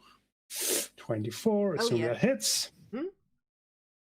I do, well, another 13 damage. Yeah, you can describe how he goes down. Unlike last time where he just like kind of popped off, now he's just like slowly going around the box, just looking around, just like sees zombies and just like carefully just like lets the arrow loose and just like hits him in the eye socket. All right. Well, with that, the last skeleton / zombie goes down, and you guys are now in a room full of people who've been corpseified twice. And Box is on fire. And yeah, Box is on fire. I mean, it's in the sewer, so it's probably not going to be a threat for the city. But the room is getting smoky, so you might want to put that out. Clue, seeing the night singed, is just gonna do a quick healing word. Oh, okay, great. Go ahead and cast that. 7. Very good. Okay, yeah, he is looking so much better because he's only got 9 hit points. So he's now like feeling better and looking so much better. I mean, maybe picking a noble wasn't the best replacement for a knight, but it's okay. He lived. He's fine. He's got a story to tell now, as if he really. So Mara does look a little rough. Yeah, how's she looking? Like, how are you past half your hit points? Are you under half? Yes, I'm at 9. Oh. Hibara, you've got better healing than me. No, I don't. Hibara has better healing than. Oh, Hibara, not Mara. Sorry, I'm hearing things. Similar ends to the names, I guess. Mm-hmm. Yes, very. There are times I need to say Hibara and I say Mara and vice versa. Well, now you've got 11 more HP. Thank you. All right. Yeah. So now you've got this room full of you've got 2 very patched up party members. Now I'm much better. Yeah, if you're gonna stay here, Par should probably put out the fire. Somebody should. Like I said, the room is starting to fill a little bit with smoke. Not that there's any smoke alarms. Yeah, but like smoke is bad for you, generally Carbon speaking. monoxide tends to make you die. Yes, you can definitely extinguish the flames within the cube of your 5-foot cube. Yep, she'll just go. She'll do it 3 times then. Okay. Yep. The room is now completely fire free. And the smoke is sort of like now filling into the next room. You know, it's because someone opens the door. The noble goes and opens the door to let some of the smoke out into that corridor that you first came in. Okay, Clue is gonna investigate rooms, checking if there's any leads on who was raising these corpses in the first place. All right, so I'm gonna say for this one, go ahead and give me an investigation check, and if you want anyone to help you, damn, double critical success. Wow! Oh, damn, man. Okay. It's everything. Yeah. So with that roll, I can tell you more things than if you had not rolled. As you look over the corpses, you notice that they have like newer clothing on them. It looks like stuff that hadn't been in the grave. So it seemed that someone who was hoarding these skeletons down here must have brought something with them to like dress them with. And I am just looking to see. I just need to reference something to see what kind of. Oh right, okay. You recognize some of the materials that when you look at it, they're like bandages and stuff, and on it is the word dandy mop. Dandy Mops, plural, and because you got such an amazing roll, I'm also going to say that you are vaguely familiar with a store called Dandy Mops, which you think might be somewhere in the trade district, and you think it has something to do with like hairstyles or hats or wigs or something like that. Well, it appears we have a pervert. Yeah, sorry, it's the trade ward. The trade ward. Yeah. Because you don't dress up a skeleton unless you plan to do something really weird with it. Well, what if they were... I mean, man does this weird ceremony where they dress up their dead before they bury it. You just got stabbed like twice. Yeah, Kristi already said these aren't the clothes they were buried in, they're newer clothes. Well, again, yeah. I just got stabbed twice, so... Yeah, probably happened. I don't think they're reburying these people. Yes, it's a makeover after death. It's the new like TV show. It's sort of like the Fab Five, only they're all Undertakers, and they completely make over your already dead corpse. Like, no, you were buried the wrong way. This color doesn't suit you. We are going to deck out your coffin with like LED lights and one of those things that they put on cars to make the hydraulics. Oh my god! Pimp my coffin. Neon Pimp my corpse. Yeah. Can you imagine, like, all my friends know the low rider. Low rider goes a little harder. Anyway, yes. Again, I was hit. I was hallucinating. Yeah. So they got clothes from a store in the trades ward, so maybe you can hear about a halfling there, but they might also get a lot of halflings over the floor. So at this point, it's like 2:00 going on 3 a.m. Just back of your so time. good chances that like whoever was putting corpses here is gonna be coming back here anytime soon is very small. Certainly within the next few hours, probably. I mean, like I said, like daylight isn't the best time for gravediggers. It's kind of not giving you any secrets there. Yeah. So. And they're definitely gonna know something is up when just points at the like exploded skeletons. Yes. So what do we do, guys? How do we catch this guy, girl, other? I say we pay a visit to this Dandy Mop's place. If the proprietor is a dark brown-haired halfling, then we have our man. I mean, I guess that could make sense. Well, we'll see. Well, severely doubt it's going to be open at 3 a.m., so guess we're going back to our house first. Oh. Don't sound so excited. I mean, am I supposed to be excited about sleep? Yeah, I'm assuming there's no other way out of this room, no? No. I mean, you guys can look around, but no, it's basically just like a large storage area along the inside the sewers, so that when they're doing repair work and stuff, they didn't have to haul everything down. Okay, so I guess we're leaving, but as we're leaving, Clue is gonna set up not exactly trap, but just like a string on a cord between 2 points. So if they ever come back here, he can like check if anybody's been in here by the fact that the string would be broken. Okay, that's fine. All right. Well then, are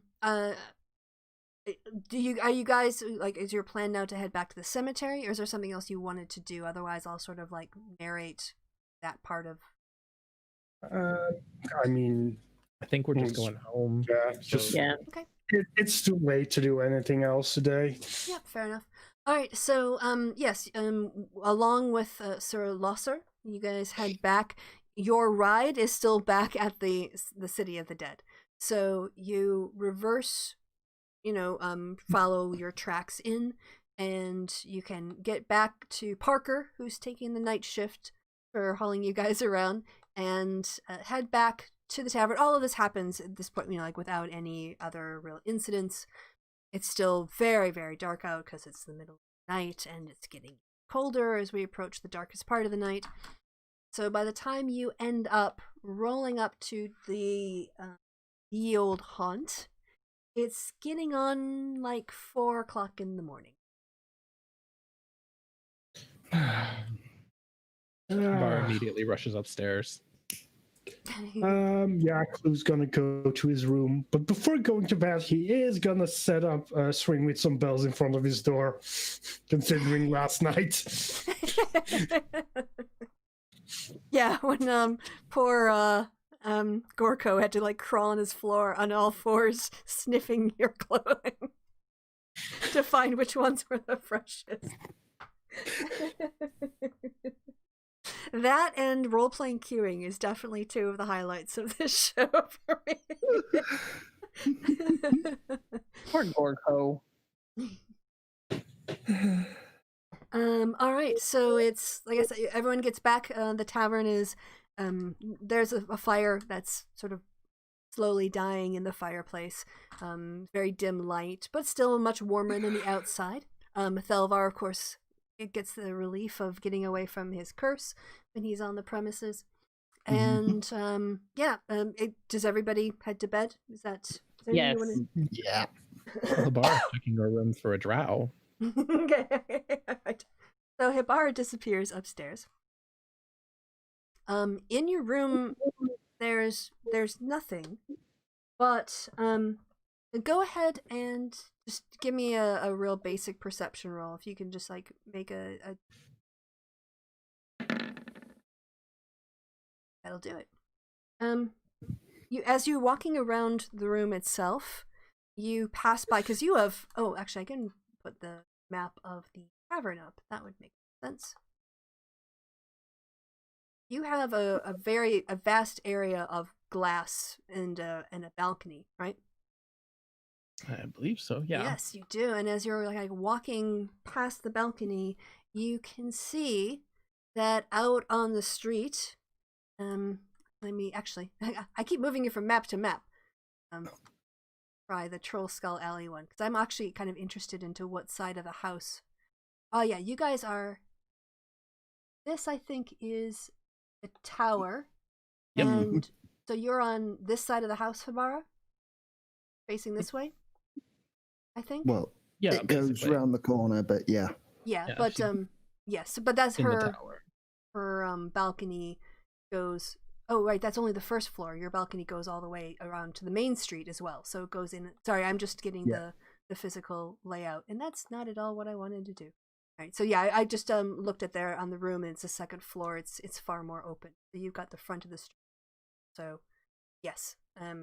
Okay, so standing right about here, you see the drow.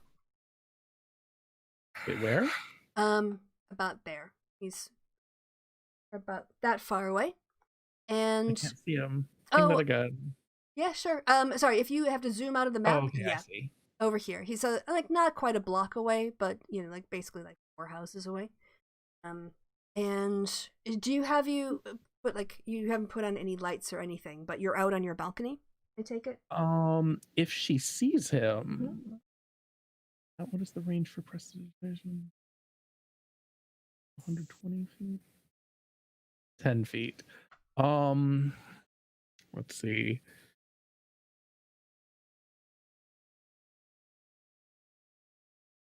What over there? You're way more than 10 feet away. Yeah. But that And way more than 10 feet above the he ground. could see. I mean, you did something he could see more than 10 feet away. Yeah,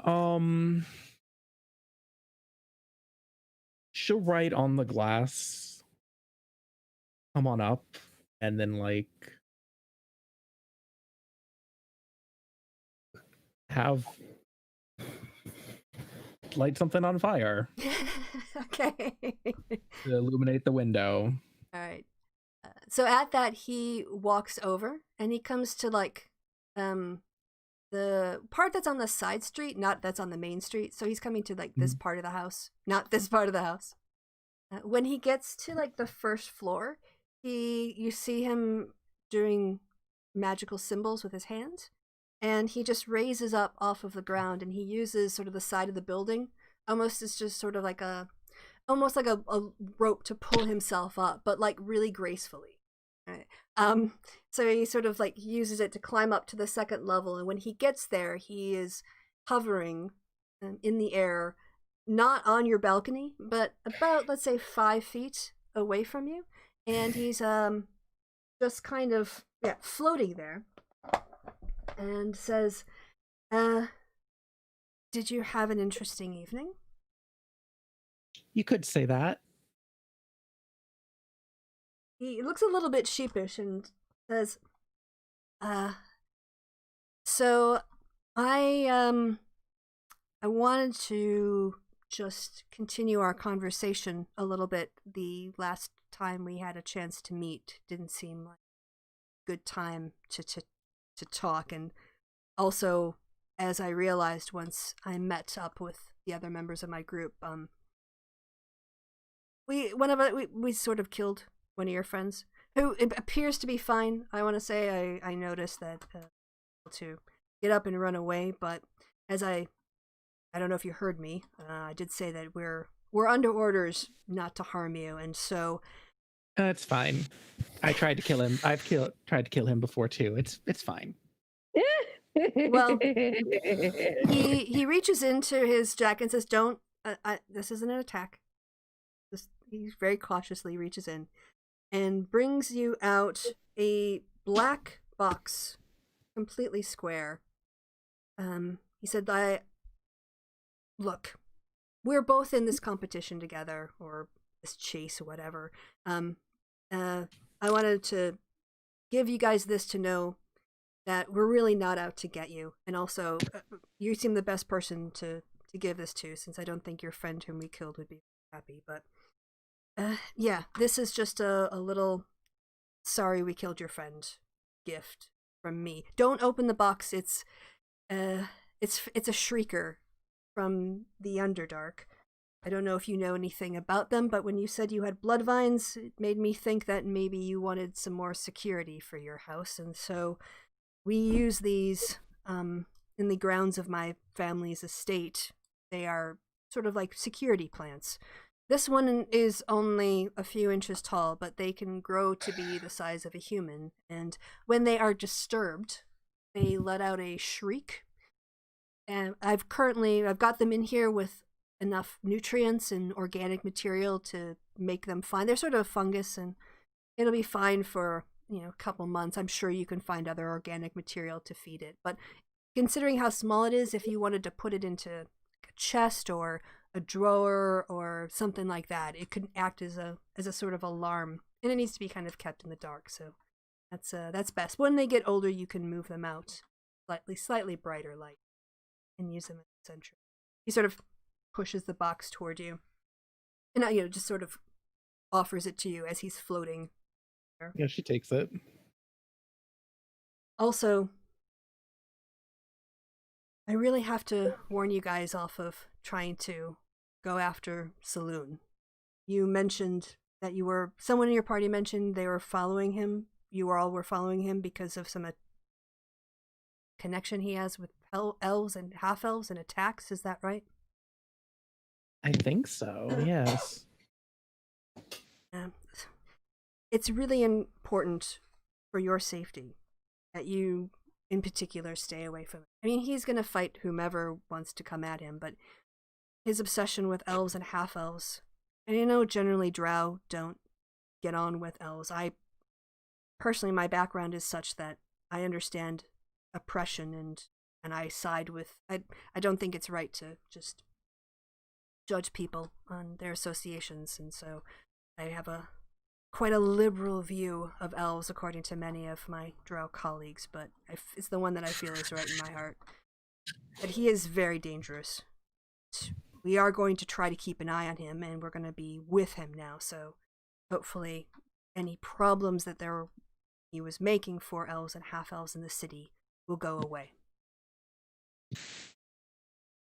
Okay. I suppose that's fine, but I just have to say, I don't think of us as in competition necessarily.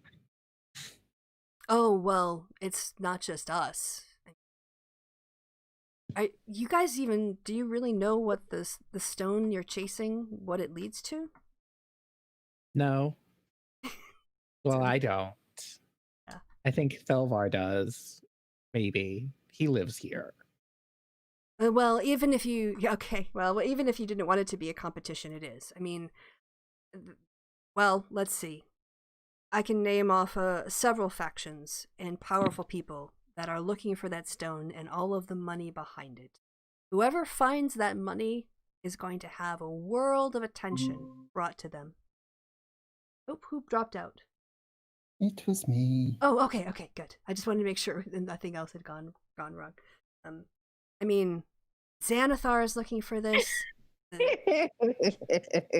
You're right? Oh. Nothing, I'm just reading Oh, okay, yes, yeah. The drow. Xanathar are looking for this. The Open Lord is looking for this. Sure, some rich nobles like the Castellanters are looking for this. And now my boss is looking for it. If you guys are looking for it too, I mean, there's at least 6 or 7 groups that are all looking for this stone. So if you don't want to see it as a competition, that's fine, but it's a pretty dangerous game you guys are getting caught up in if you aren't sure what you're doing. I mean, that's fair. It's also fair to say that then your boss isn't the Open Lord. Oh, no. No, I got a ride down from Luskan. Saloon was down here scouting out the city, and we met up with him. And now we're all looking for the stone, just like you. Please remember Luxkin. Yeah, well, Fancy Pants Pirate. Yeah. Like I said, it doesn't have to be a competition between us. The others involved, I can't say, at least for now. But do you know of a way that possibly we could get in contact if should, by chance, things fall into our laps, like they so often do? Well, sure, I can. I mean, look, my boss has taken an interest in you guys. He tends to have a finger in the wind when it comes to new players on the scene. Honestly, he wants to see what you guys can do. And that's part of the reason why we've been told to leave you alone. Although we can go after some of the other people right now, at least. He wants to. I don't know. Sometimes he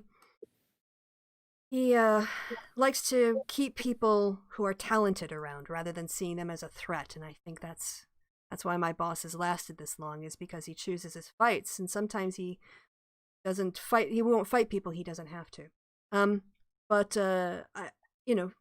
if you want to get a hold of me, I mean, I can give you a paper bird with a location on it that I check for information from time to time. That'll work.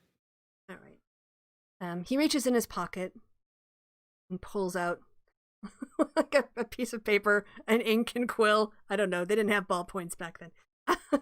And he just sort of scratches down a street name and a number on it and hands it to you. Says, good luck to you guys. Really, and also thanks for bringing to our attention about Saloon. And stay away from him, because if we do run into you guys again, he's coming for you.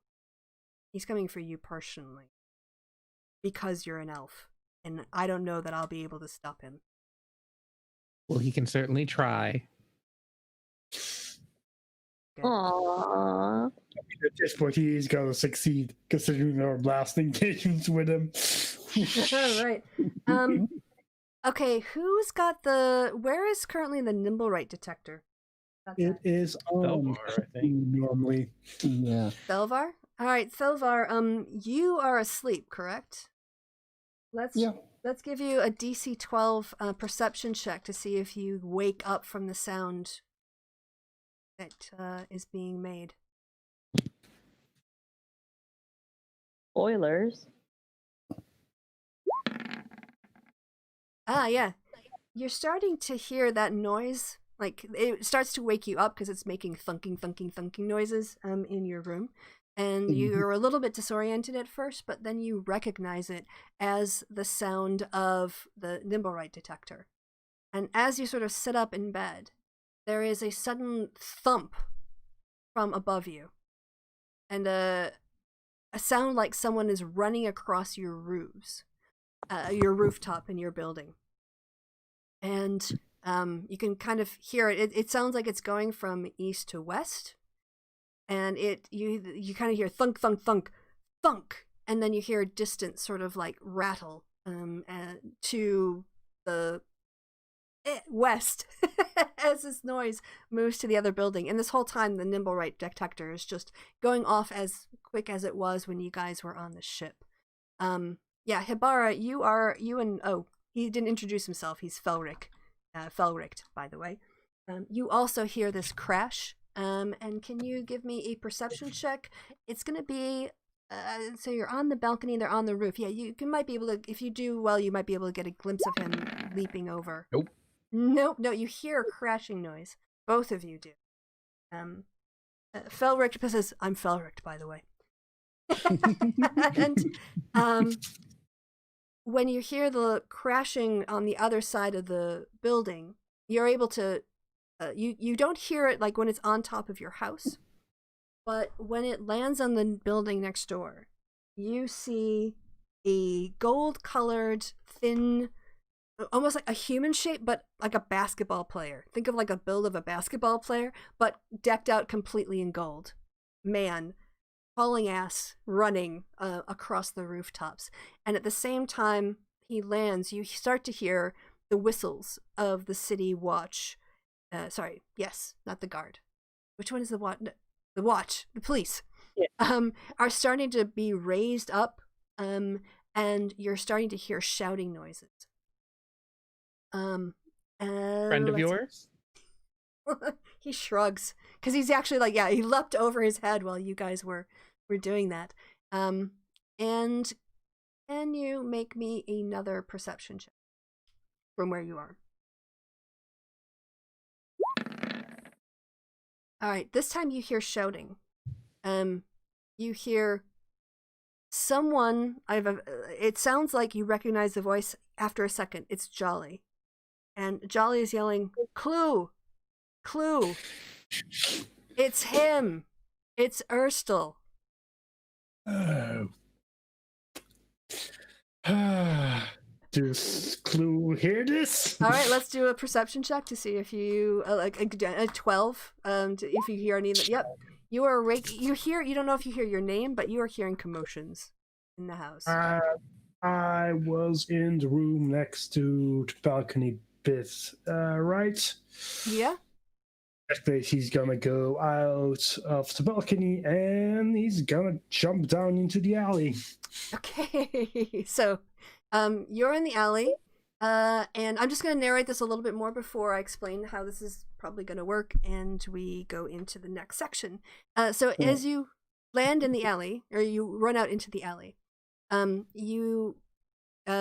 you go up into the main part of the street, which is where you hear your name being shouted, you see down the road Jolly.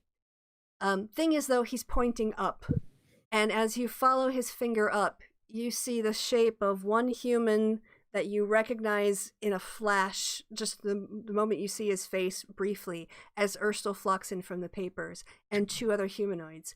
They are chasing after the Nimblewright, and they are just about to leap off of your building and go on to the next building. He just like points at him and just like, hey, fucker! He's not chasing him.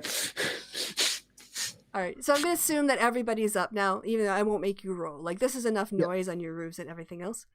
Yeah, Thelvar's pulling his boots on and getting his sword. While he's doing that, he sends Aloysius off to follow.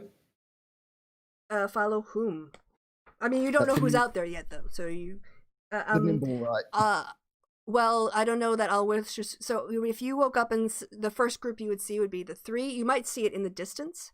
But at this point, by the way, it's dashing this whole time. So the Nimblewright's going to be very far ahead. So the way that this is it's going to be the Nimblewright and then Erstal and then you guys. So they are chasing the Nimblewright, but you are behind them, and you can chase the Nimblewright or chase Erstal. It's going to be kind of up to you guys. But at this point, you wouldn't know that the Nimblewright is there to look for. So. You can do a perception check, but I would say that it's a lower check to see the three people, but it's going to be a higher check to see the Nimblewright at speed and moving around with all the kerfuffle going on. So if you can, yeah? Thelvar knows it's there because the Nimblewright detectors... Oh, that's right, yes. I was going to say, Thelvar should know that it's there. That's you're right, that's a good argument. Who doesn't need to sleep... the Nimblewright detector woke up Thelvar, and Thelvar immediately sent Aloysius out the window to follow the Nimblewright while he was pulling his boots on and grabbing his sword and dashing out to follow. But Okay. So wait. Yeah. Yes. Well, so is Thelvar now still seeing through Aloysius's eyes, or is Aloysius disconnected from Thelvar at this point? Well, I'm permanently connected mentally with Aloysius, but I'm not seeing through his senses. Okay. I have one question. Yes. You said Hibara heard the shouting for Clue, right? Mm-hmm. And that was coming from behind the house? Yeah, basically, like, so I'm direction. correct. Yep, more like where the northeastern end. Yeah, between the north entrance and the northeastern entrance is where Jolly is running up. Okay, so over here. Mm-hmm. Yeah. So she should be able to see general vicinity. So would she have been able to see him pointing upwards then? Well, depends on, like, did Hibara stay on the side of the balcony where the Nimblewright jumped, or did she move over to the north entrance, move north to that main street? I mean, she was talking with the drow on the left side, yeah, side, in the alley, correct. So, yeah. So she probably wouldn't have seen him point upwards, but if she would have heard him, then she would have turned to what was the name? Felric? Felric, yep. Felric and say, "Oh, I do believe that guy has the thing." Okay. All right, you point that out. Yeah, she'd point out that Erstal has the. Yeah, I'm assuming he'd ask, like, what guy? Well, at that moment, three humans go leaping off of your building over the alley, jumping, landing quite hardly, or like not hardly, but like as they landed hard, and start dashing off across the rooftops. So what he's gonna do is going to cast. Does anyone know Fairy Fire off by heart? Yep. Is it just a save against his DC? Otherwise, they glow? There you go. I believe so. Okay. So I just have to check what his spell for casting. I had his page open. Oh, they all share this.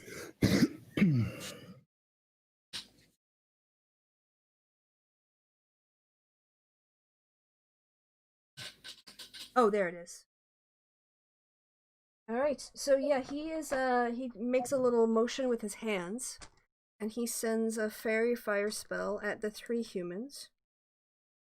And then he winks at you, and says, "Have fun.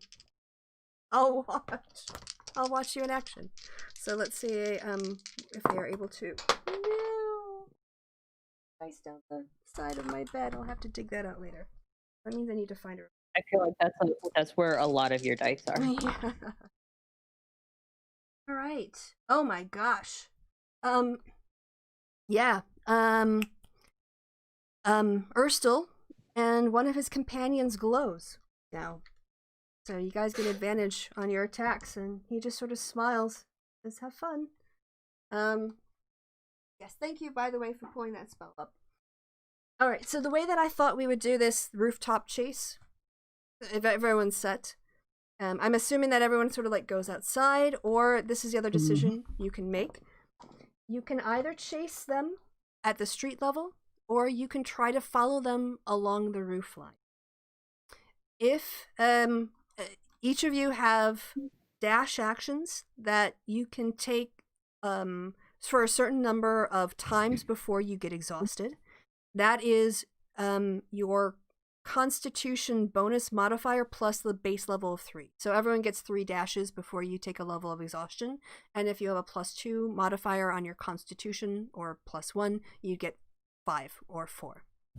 So your choices are, you can move on the roof or in the street, because it's pitch dark still, and I know you guys have dark vision, but you're trying to look at people who are like on roofs and stuff from the street, so there would still be, you'd be distracted.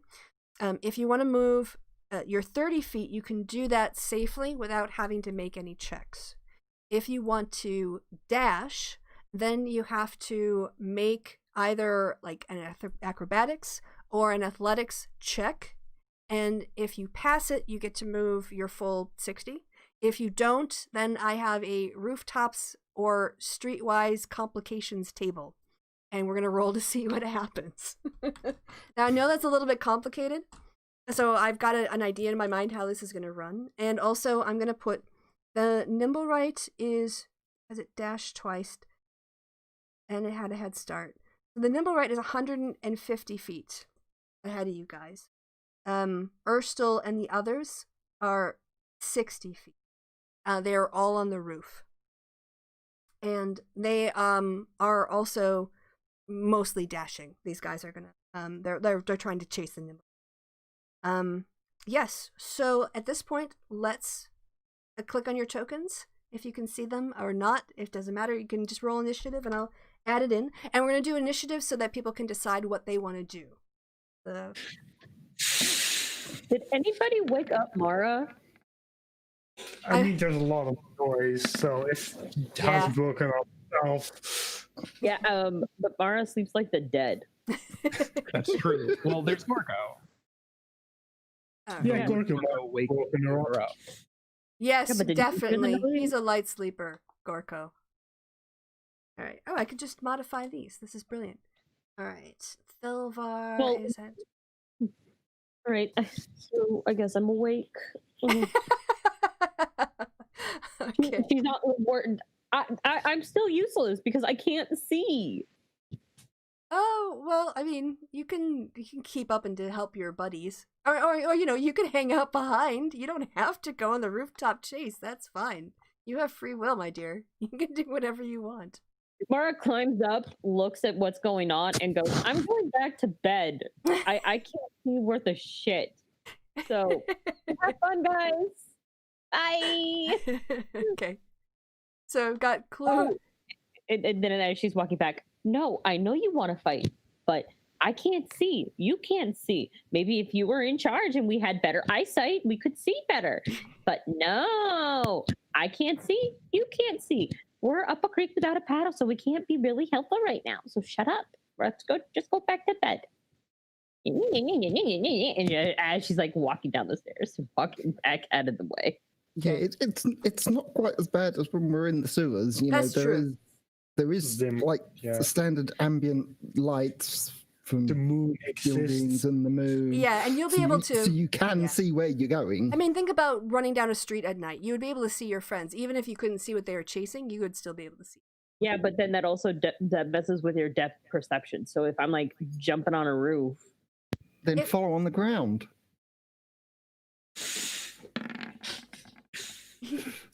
I see you over there, Thelvar.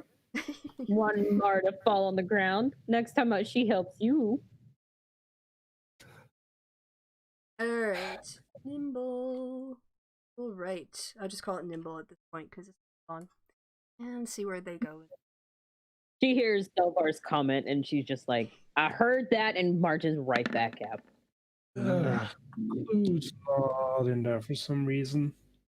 Clue's at 22. He's in the turn order, right? I don't see him in the Oh, turn I see him in the order. turn order. Do other He's people? at 22:18. I still have 10, so I'm not gonna. Yeah, I haven't taken you out yet because I wasn't sure what you're gonna do. So, No, you can just leave me. I'll run and fall off a building. Well, let's see how that works out. Okay. Someone better save me if I fall. I don't see Clue in the turn order. Huh, that's odd because I do. There's me at the top. Wait, no. Hibara, Mara are still That's right. nimble. Okay, well, I can Oh, add him. I'll delete him out and add him again. Oh, I was thinking. DM exclusive turn order. Apparently, it's a special members only situation. Where is your roll? Oh, you were 22.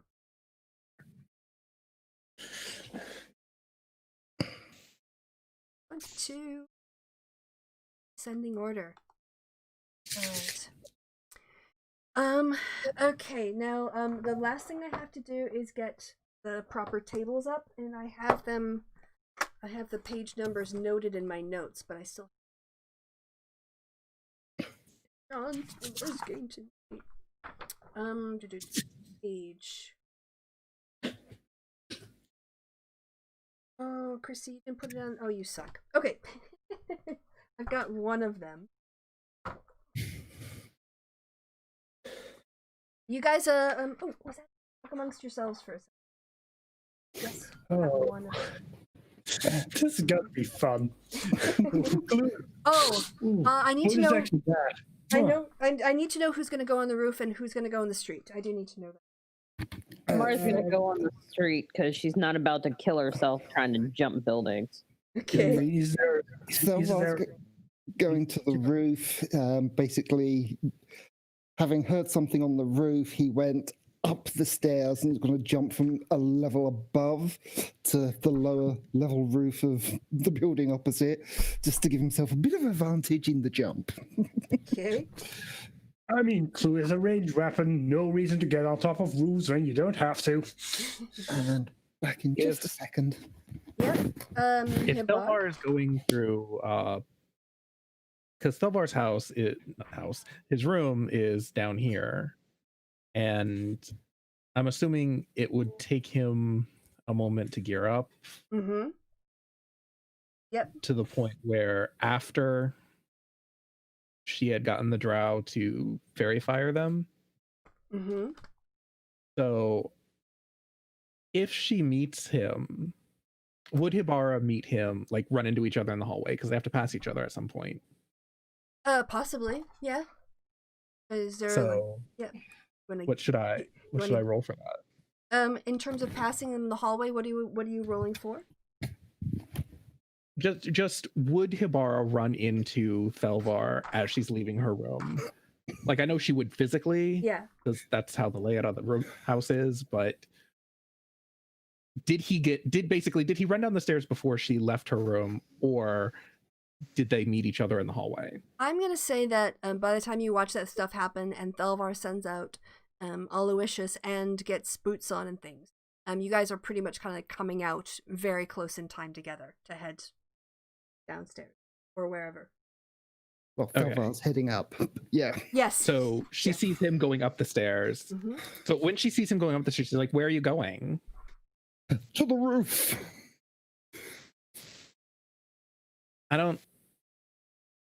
Do you want to use Daryl's path?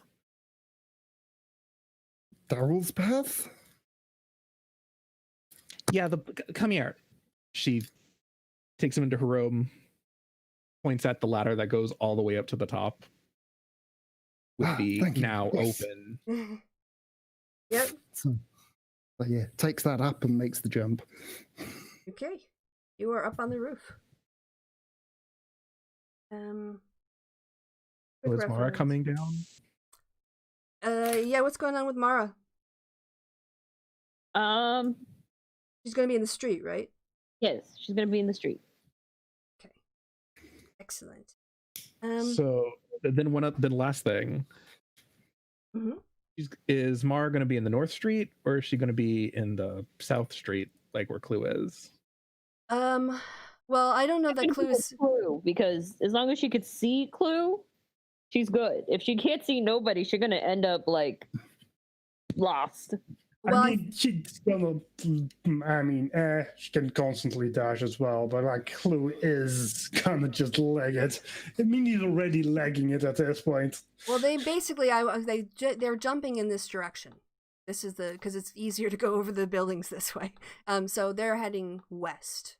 And I know you got Clue's got an icon in the thing, but I kind of pictured Clue as coming out around here to see Jolly. Mm-hmm. Okay. I mean, I guess yeah, could have just like as he was dashing or as they were doing the thing, could have gotten up there. Yeah. Okay, so I'm just trying to place everyone where people is when Hibara comes out. Okay, so Thelvar is scrambling up the ladder to get to the roof. Clue is seeing Jolly barrel down at him and pointing up at the roof in the street. And Mara is also heading for the front door. Okay.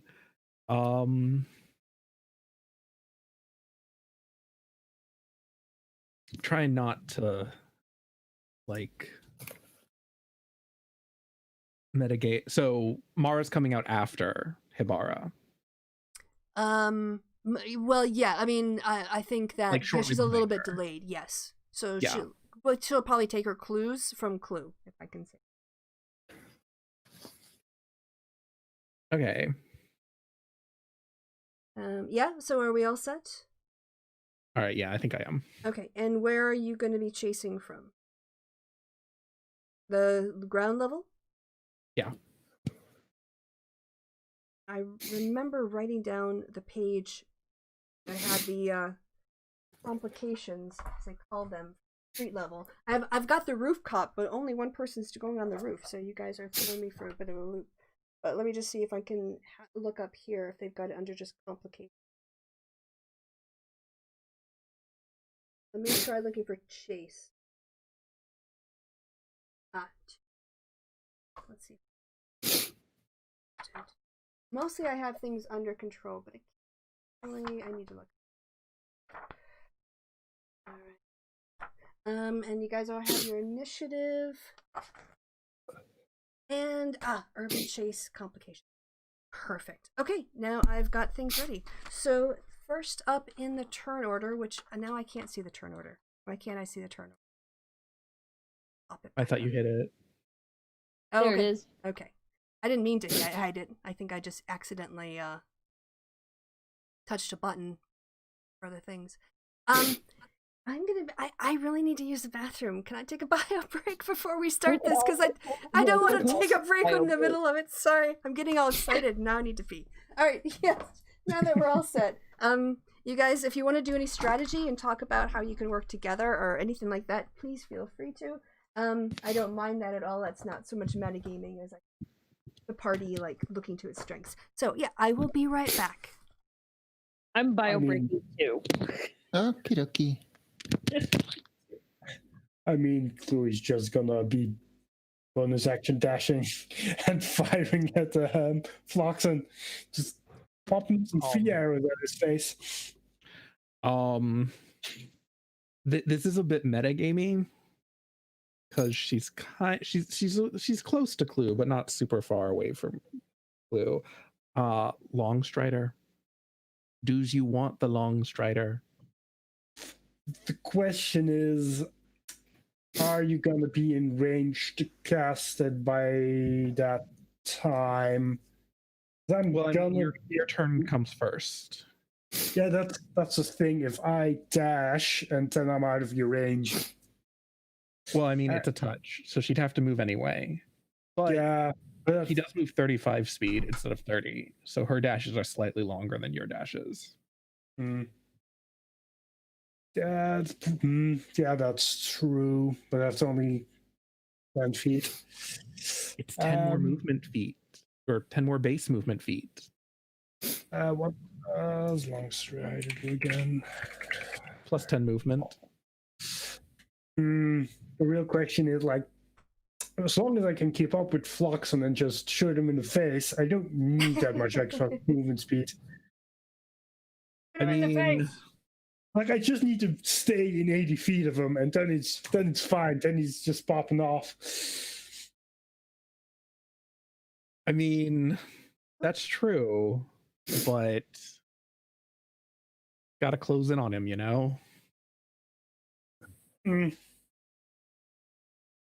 All right. I think I'm all set to go now. I got my thugs up. I got Urstel up. Oh, I guess I didn't have them roll initiative. I do that and show up because I their actual. Urstel's on. Oh yeah. Yes. And the nimble right's on. Okay. They're both going last. Oh, I guess Urstel can go with the thugs. That makes sense. They're all traveling. Fine. I'll just go on. All right. Okay, so Thelvar, yes, so the situation that you're on the ground, correct? No, Thelvar's on the roof. Oh, yes, you are. You're on the roof. Sorry, thank you for correcting me. Yes, so you can, see that you're on the roof of your own building.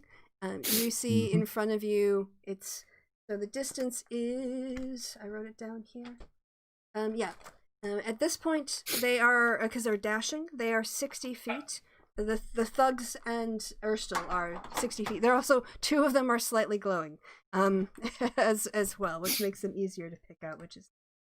And what would you like to do? I'm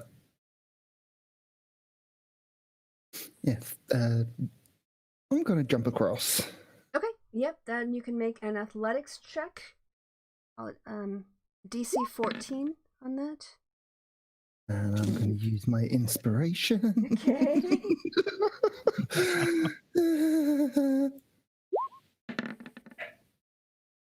Yeah, that's better. Yes. So you land safely on the other side, and you how am I going to try? What did I miss?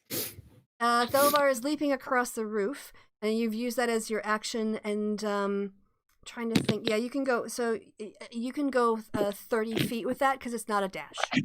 Right. So what you should do is okay. I'll put Thelvar 30. So I'll try to keep track of this. All right. Anything else? I guess that's it. You've done your sort of like leaping overs and your movement. So that's your turn for this. Unless you have a bonus action you want to do. No bonus action. So okay. Yeah. Okay. Next up is Clue. How far away are they from Clue currently? Well, they are, I would say probably about like 60 feet and up. Yeah. So that's within 80 feet. So in that case, he is just gonna shoot at them. Oh, I'm sorry, not Thelvar. Sorry, my bad. I was looking at Thelvar. They are 60 feet up from. Well, now he's gained on them 30 feet, so a further 30 feet from Thelvar. Yeah, they're about to make the jump from that roof to that roof.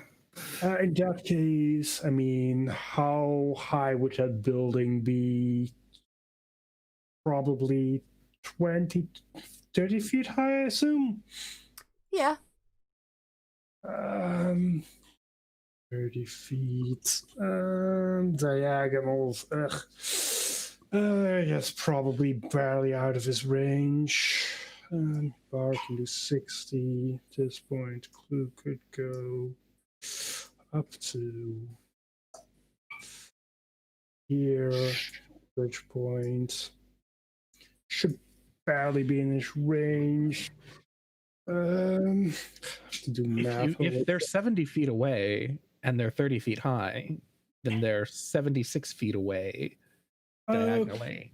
In that case, he's gonna go over there. He is going to use his short bow. Floxen with advantage 15, not gonna risk it. I'm gonna use my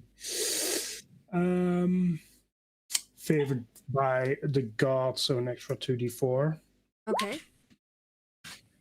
So I rolled a 19 in total against Floxen. Yeah, well, that will actually hit. So yeah, and you have advantage because of what the fairy fire too. So I do 9 damage. Okay. Yeah, as you sort of like, you watch as Clue sort of like lines up his shot and sort of anticipates where Urstel is going to be based on his movements, and moving slightly forward of his moving target, he lets the arrow fly, and Urstel basically runs into his arrow.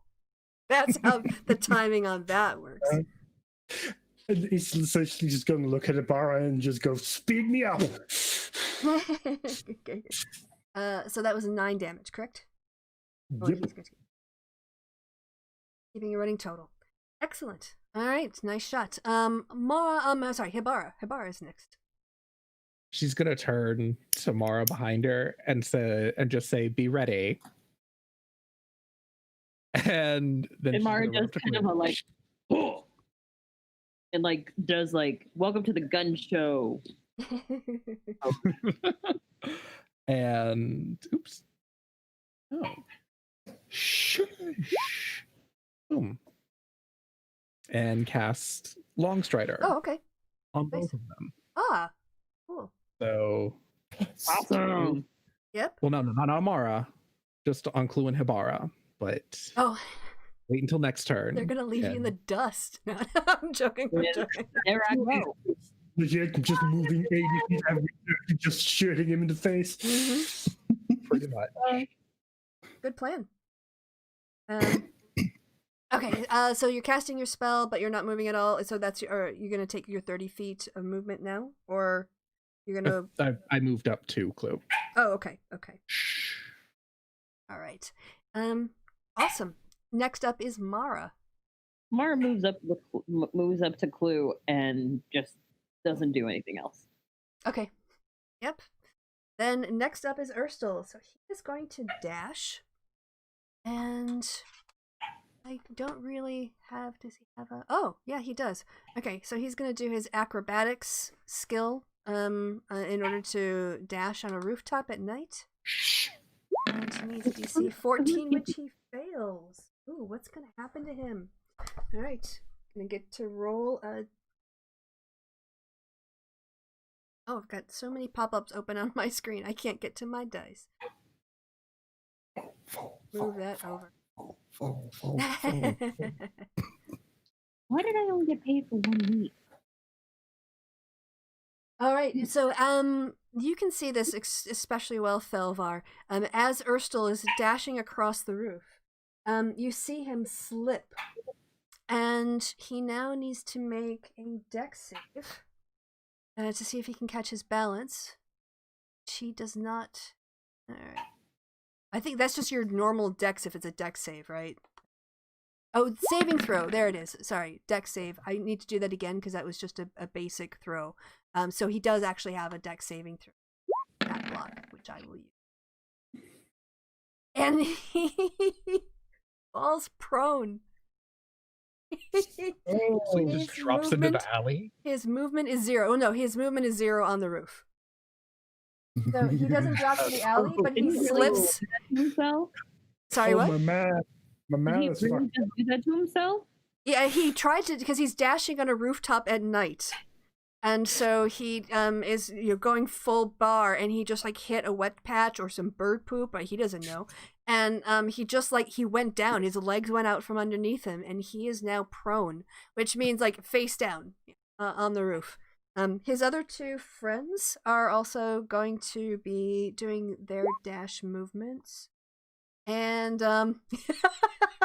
you can say those things out loud, by the way. Just didn't want to interrupt the narration. Oh, that's fair. That's fair enough. All right, so Thug 1, he also fails, so I'll see what happens. And that guy actually gets it on the DC. So you see Erstal go down, and then his buddy, one of his buddies, comes to a 10-foot wide gap between the roofs, and he is like I guess running a little bit ahead of him. He needs to do an extra strength check.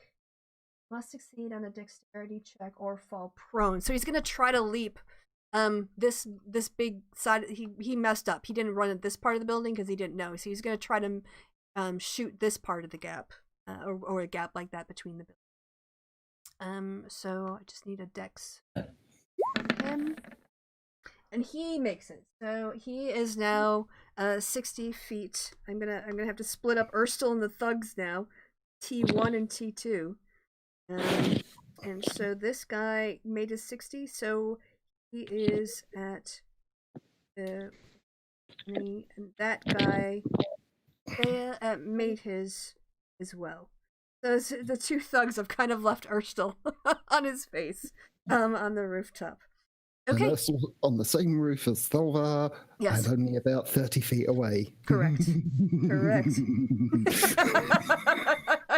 Yeah, man's dead. You're gonna die. That is what's gonna happen. All right. Yeah, so who is up next? The Nimblewright. The Nimblewright is just gonna haul ass. Or I'm not gonna. Well, I mean, I could roll for it, but he's just gonna make his 30. So he's just gonna add another. He's watched. Yeah, he's like feeling he's making some distance between y'all. Up to 100. Okay, yes. Next up then is Thelvar. You've got very close to you a prone Erstal Floxen, who is face down and glowing. So all your attacks are at advantage. Essentially, he's prone. Do I attack or do I slap the manacles on? Slap the manacles. Yeah. As I'm walking up, I just whip out the manacles I have and just cuff an arm to a leg. All right. You're going nowhere, mate. I honestly thought the chase would last longer than this. I had it prepared for like 5 or 6 rounds. I didn't expect him to go down on the first, but does he need to make a roll or something? Strength? Is this like a grappling, or how does this work? With the manacles, or like, do you need to like? Is it just? Because I guess with an attack roll, there's an AC. In this case, he is prone on the ground. So I'm just wondering if you guys have played with manacles before, or is there anything we need to roll, or you just take your move to slap manacles on him? I don't think there's an attack on it, but I do believe there's a like on his turn he can do either a strength or a dex save to try and get out of them. Okay. Which being prone, I think he would do it at disadvantage. I'd have to look that up, but I see what you're going. Yeah, because I haven't used manacles in the game before. All of that makes sense. And the manacles, I think honestly, I'm just gonna make a DM's ruling. I'm gonna check his character sheet, but I don't. And unless he's got a strength of 22, he's not breaking out of metal manacles. I think he could reasonably try with some thieves' tool skills but manacles, I don't. He's not that strong. So unless they're made of like rope, I don't see him. Honestly, yeah. His metagaming. His strength is 11. He's not breaking out of shit. So he's. They're from my monster hunting kit. They're iron manacles. Yeah. No way. He's never gonna break out of those. No. Like I said, the most he can hope for is you guys put him in a basement somewhere, and he can like find a hairpin and try to open up. All right. So as Thelvar triumphantly, after like barely 2 rounds of chase, brings down the long sought after Erstal Fluxen, you guys are hearing increasing numbers of whistles, and you hear police shouting, and they're not traveling away from you guys. The sound, it's basically coming from the direction of that gray hull Greyholm family home that Jolly said he was on the lookout for Erstal Fluxen and hanging around that neighborhood. But you can hear, just especially you, Thelvar, in some ways you can kind of see the lights of the bobbies, as they were. It seems like a lot of the city watch and police are all heading to that area. But at this point, there's nobody coming down Trollskull Alley. With Fluxen secured, I basically shout down to my comrades in the street, I have Fluxen secure! Get the other two! All right. Yeah, I just looked up manacles, double check the DC. Thank you. Yeah, it's a fucking 20. Yes, exactly. Yeah. So, I mean, yeah, good luck with that. Exactly. Like, that was kind of my instinct. Like, just you think about it, that would make a lot of sense in how the game works. So I was just thinking, like, wasn't it like 15 or was it like a 13? Nope, it's a fucking 20. Yes. Like, oh, okay. I mean, he can struggle. Honestly, I don't. So, all right, yes, yeah. So, what? Okay, so we know now. He's bound, and clue. Thelvar basically is like told you that he has Erstal Fluxen on that roof, and had shouted at you about chasing the other thugs. What would you like to do? You just like kind of laugh. Fluxen, you really can't stop fucking up, can you? And he's gonna do an 80 feet bonus action dash over here, and he's gonna fire his, first acrobatics check, I assume. Well, it was your bonus action, right? Yep. And you dashed 80 feet, but your main action is going to be to attack. Is that how you're doing that?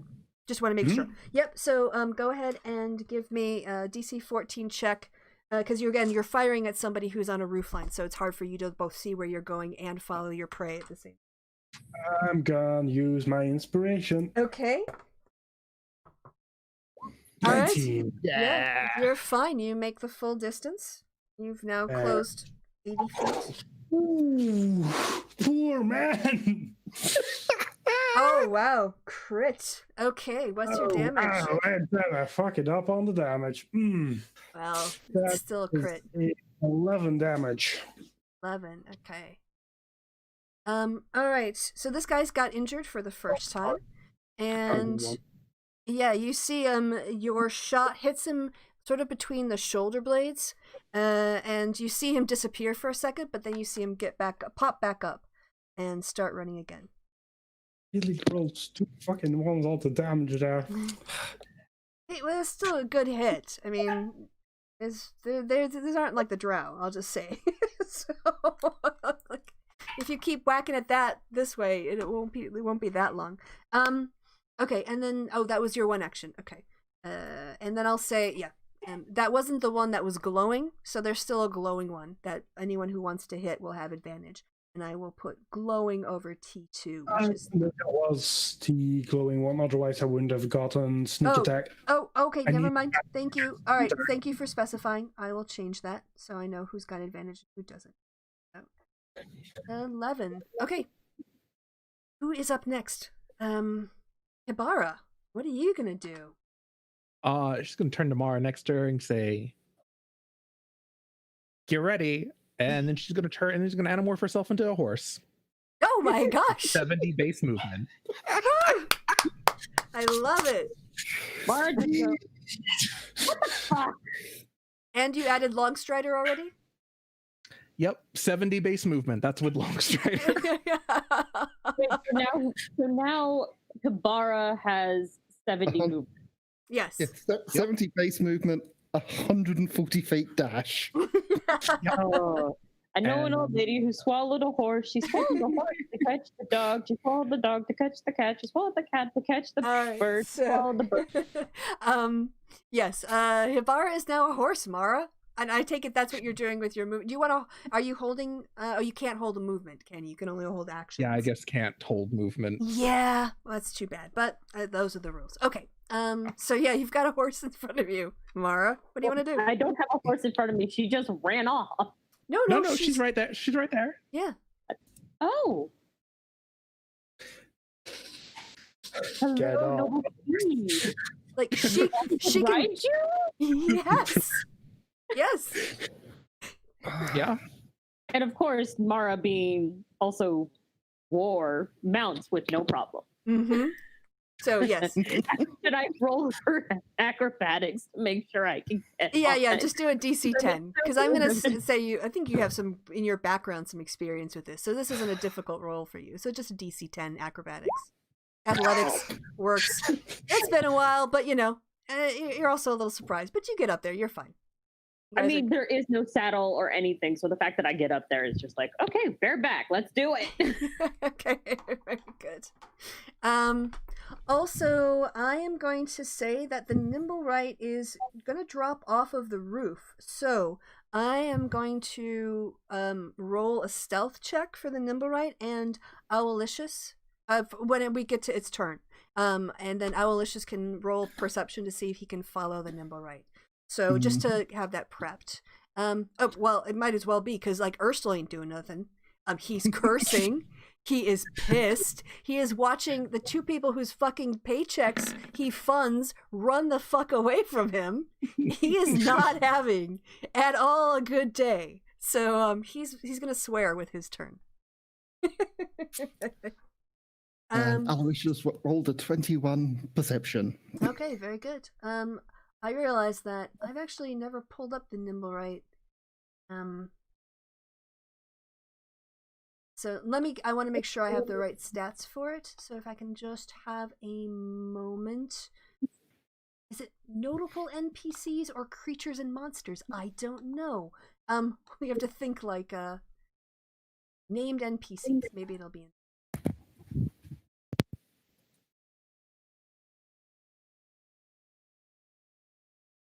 No, so let me check the category. And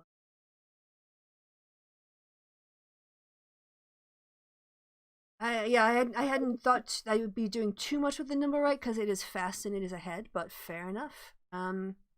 Okay, so he's going to I think just do a regular stealth check, and you add your dex bonus to that if you're not proficient, right? That's how that works. Believe so. So it's that +4. So yep, Aloysius can keep an eye on him. Right, now I need to pop this out to a second window so I can move it around my screen. This is very complicated to be a DM online. But honestly, it's probably worse when you have paper because you can't just like type stuff into your paper and have it pulled up. All right, so and I'm gonna add another 30 feet. If I can do math, yes I can. Okay, so I'm doing everything relative to Thelvar because you've now stopped moving. Oh, by the way, how far can Aloysius fly? We haven't done their movement. Oh, and there's been 2 turns, so. 160. Yeah, you can go ahead. Oh, you're up anyway next time, so it's. 5 E. Are people okay if we go like another? We wrap this up. I don't want to stop in the middle of a fight. Are people okay to keep playing for? I know we've been going like 3 hours already, but yeah, let's do it. Okay. Yeah, 60-foot fly. Okay, so he's gone 120 feet. All right, just keeping track of that. Because he is gaining because the Nimblewright isn't dashing anymore because doesn't know that it's being followed. That seems fair. Okay, Thelvar. Right. Are either of the other 2 thugs within 120 feet? Yes. Yes. Magic missile. Okay. To the one, to both of them, or one of them, or how you want to do it? I'll put put 2 on the one that's got an arrow sticking out of his shoulder, Okay. and 1 on the other. Okay, roll and tell me who's who. Yeah. Okay, we're doing the injured guy first. Yeah, so 6 on the injured guy and 3 on the non-injured guy. Okay.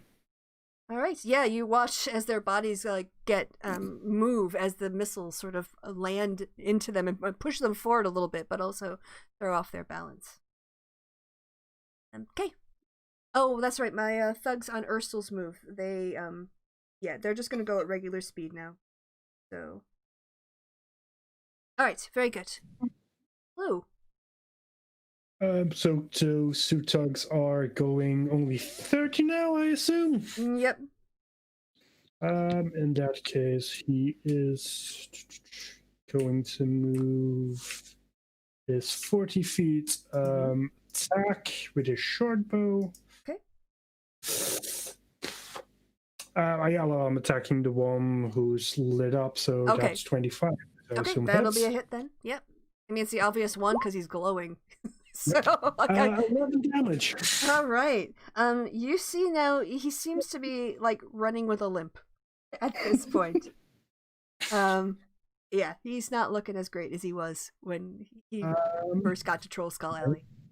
And then I'm gonna use my bonus action to dash another 40 feet to try and cut him off in future. Okay, and how many total feet is that? In total, that's 80. So yeah, that's dash. Okay. Yep. Acrobatics check. Oh. Yeah, you're fine. You make your full movement without a problem. You've got the grace of a dove. Okay. Hibara, what would you like to do? Oh, you're a horse. You and Mara. You've got Mara on your back. So.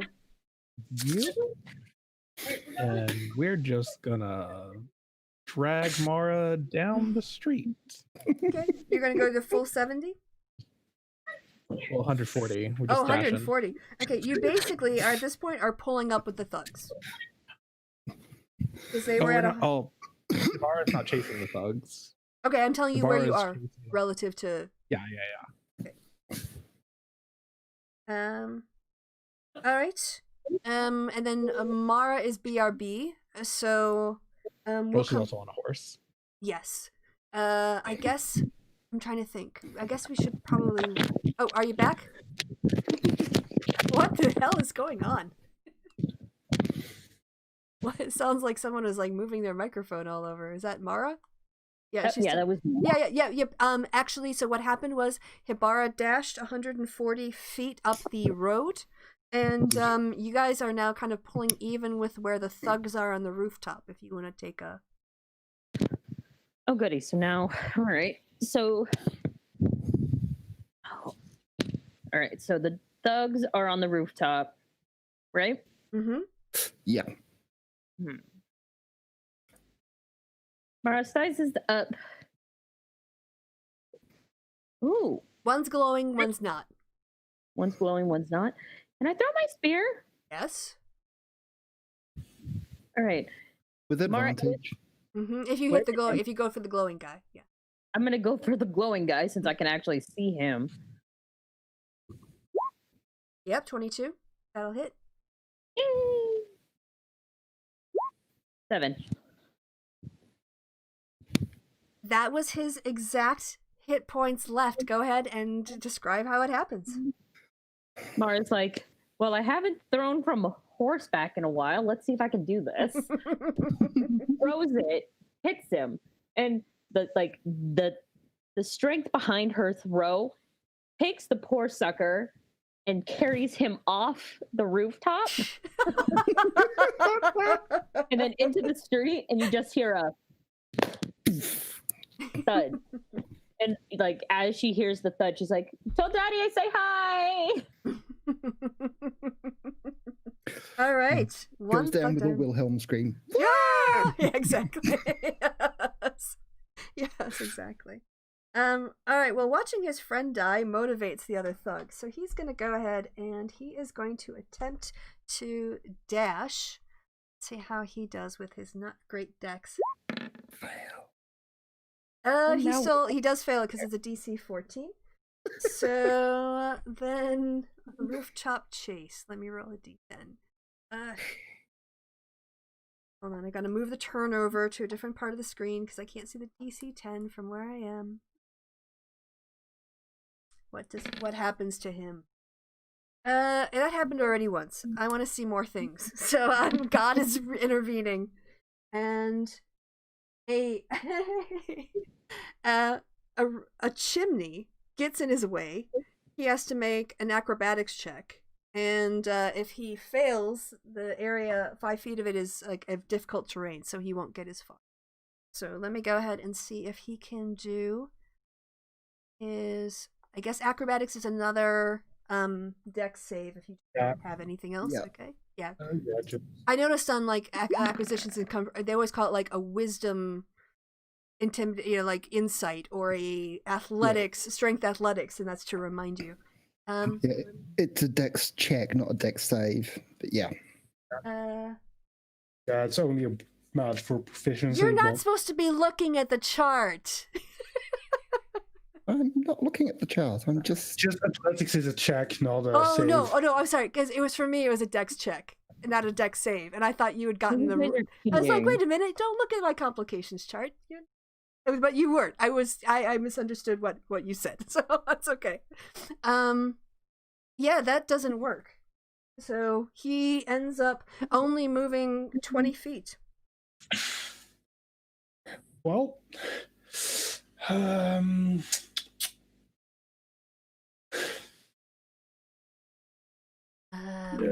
yeah, and Ursula, of course, is still captured. So, mm-hmm. Oh, and then the nimble right. Hearing galloping coming up behind it and being very paranoid, it is going to dash, but now it's down in the street. It's because when it went to hide, it dropped off of the rooftops and went into the street. It just sort of like leapt down in its movement, and he made his check okay. So he's gonna. At least he's on, like, you're going to be able to see him on the ground level, but he did make his check. So that is... Okay. Got it. And I'm pretty much now just going to pull this out as a race between the Nimblewright and Hibara here so I don't have to keep looking at my table. I know where the both of you are. Okay. Yeah. Let's see. Hibara can see it now. Well, it is 130 feet ahead of you, and I don't know if your dark vision goes quite that far, but you also actually, why don't you do if you can do a perception check to see if you notice Owlicious. I'm gonna make that, you know what you're looking for, and you've got dark vision, so we'll call it a DC 12 to try to find Owlicious in the night sky to see if you can locate where he's flying. I don't think she has dark vision right now. Oh, as a horse, probably not. No. So it'd be yes. It doesn't. Yeah. So it'd still be a DC 12 for you to look around. Let's say. Or you can call it. Yes. Sorry, I'm thinking like every single time I hear Owlicious, I think Bootylicious. Yeah, I know. Me too. I don't think you're ready for this. So, but you're able to you're going in the right direction. Right, so we'll say that. It might be hard to pick out an owl in the sky with a horse's eyes, but you're heading in the right direction. You're not going off in the wrong direction. All right, so I think that we've done now Ursula and the Nimblewright, and we are back to Thelvar. Is the remaining guy still within 120 feet? At this point, Thelvar is at 30, so, and he is at, he's at 140 from you, because you haven't moved yet. He's 140 from me. Correct. So if I move up 20 feet, because Ursula's not going anywhere, it puts him right in, and he can get 3 magic missiles in his back. Yeah. Go ahead and roll them. 9 damage. All right. Are you going to roll them all 3 times, or just multiplying that by 3? Oh, okay. Go.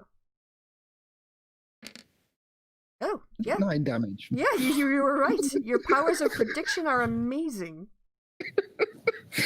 Okay. Boom, boom, boom. Yep. He's not quite limping yet, but he's not looking great.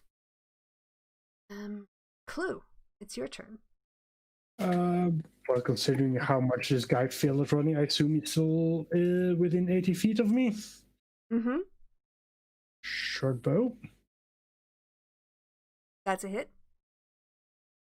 5 piercing damage. Yeah, you see it enter into like the upper part of his arm. And so he's starting to limp. And then how far ahead of me is he right now? He got to let's see. I had you at 160 and I had him at 170 because of his terrain problems. Okay, in that case, clue. Climbing would be an action. He's just gonna move up because he still has difficult terrain to deal with.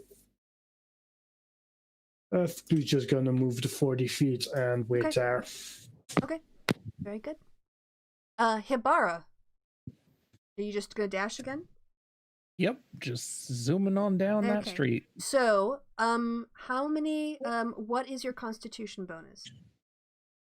Oh God, let me look at. Yeah, Constitution. You can do 3 dashes. Everyone can do 3 dashes, and then you get your con bonus, or your Constitution bonus. Is the number of extra times you can dash. Only a 1 for her horse. Okay, so that means you've already dashed twice.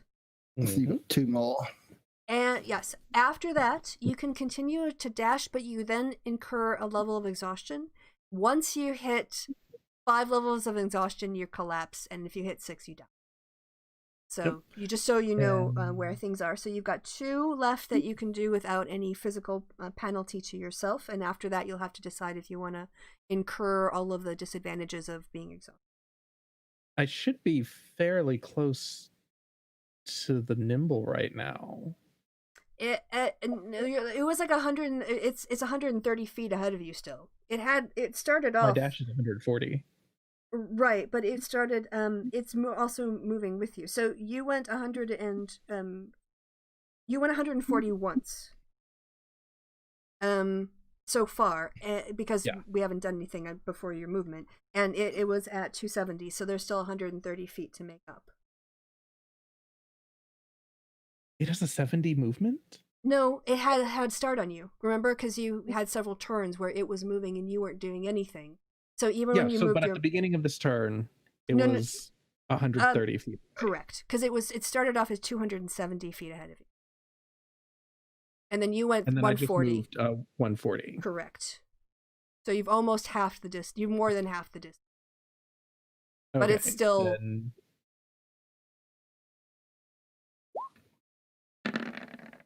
doing a perception because yes, closer looking to it for should be able to like try and see it. Okay. Yes, you passed your perception check. You can still see it. And then you're gonna move your full 140 again. So yes, that's your third dash, right? No, that's the second one. That's your second dash. Second one, yeah. Okay. Who just dropped out? My internet did weird for a second. I'm back. Okay. Alrighty nighty. So next up is Mara. I'm just holding on for dear life. Okay. Okay. Very good. Very good. Holding on for dear life and just going tally ho. All right. Urstel, seeing that Thelvar is distracted, is because the manacles are in his hands, right? Right arm manacled to left leg behind his back. Okay. He's going to he's going to try to scooch away from you. He's going to maybe try to drop off. He's not quite sure. All he knows is that you're distracted, and he's going to make a move. So I guess he's going to do a stealth roll. Let's see if you notice that he's actually trying to get away from you. Nimble right, Urstel. Put the skeletons away. Here we go. All right.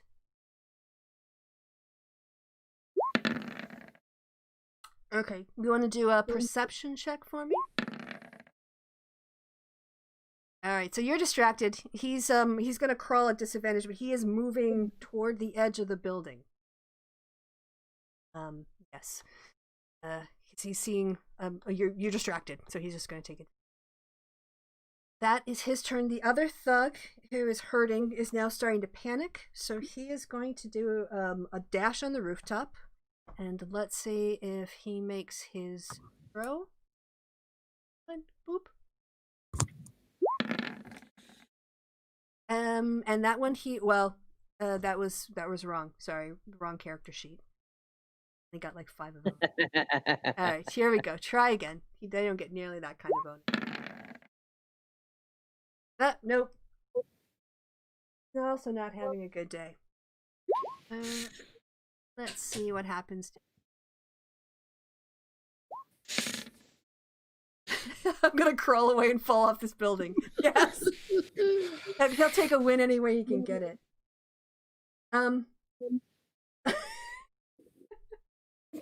Alright, so as he's running, from out of nowhere, you see him suddenly dodge because someone's thrown a rock at him from somewhere else in the street. Not you guys.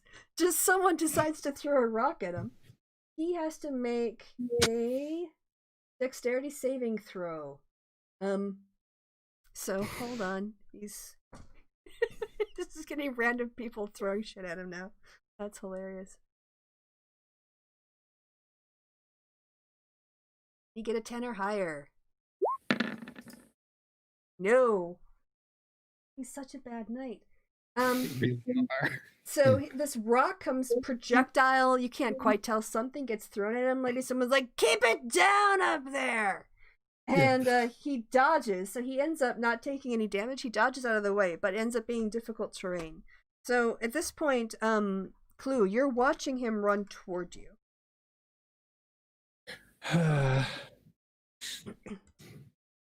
Yeah, Rachel the page turner whose roof he just run across, come to the window and yes,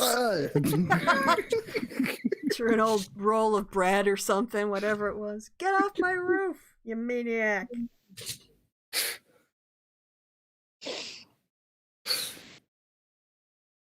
Clue, are you still there? Yeah. Oh, okay. Yep. It's your go. Oh yeah, it's my turn. In that case, he's just gonna yell up to this guy, "If you surrender, we don't need to kill you."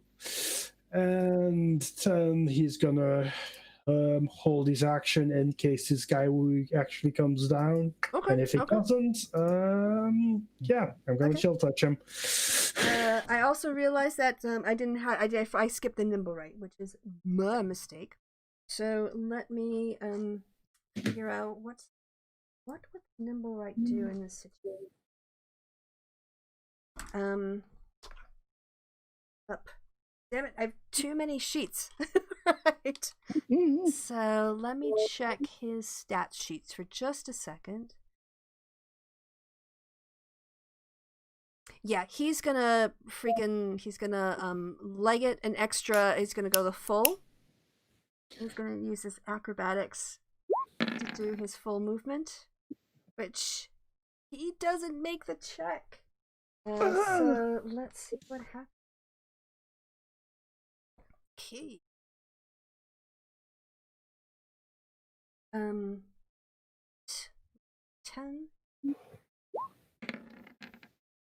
8. A beggar blocks his way. So he needs to make an acrobatics check to see if he can dive over or dodge. There's a couple of other ways he could do it. He's going to take acrobatics because he's really good at that. And sorry, this is you succeed automatically if you toss the beggar a coin. That's just fair. Toss a coin to your beggar. So he's able to as you're kind of like down the street, you see the nimble right suddenly just like somersault in the air. And when you get up to that area, Hibara and Mara, you're going to see that it basically like used its acrobatics to jump over a beggar, someone in the street. So that's its turn, but it doesn't take any failed save. No, it's fine. He ends up with that acrobatics move. He makes his full. So he is now up to 3 and add on the fly. I shouldn't be laughing at you. Yep. So there's still 50 feet of distance between you. So you're catching up to him next turn. Getting there. Yep. Okay. Can I cry at him? We're here to help you. Stop running. Yeah, you can. Your creator sent us. All right. Okay. You can use your turn to do that. It does understand common, so I will take that under advisement. I will put that calculation into what it decides to do in its next turn. Thank you. Is that your turn? Yes. Oh, okay. That is your turn. Okay. Hibara ran and turn. Mara yelled. Okay. Yep. So Urstel is still squitching toward that. He's gonna try to take that fall. Let's see if he can be stealthy again.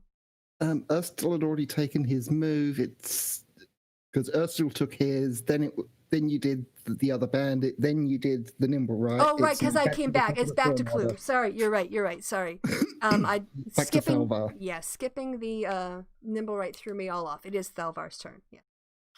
So yeah, seeing that things look in hand up front, I turn back to Floxen. It's like, oh, what are you trying to do, you silly man?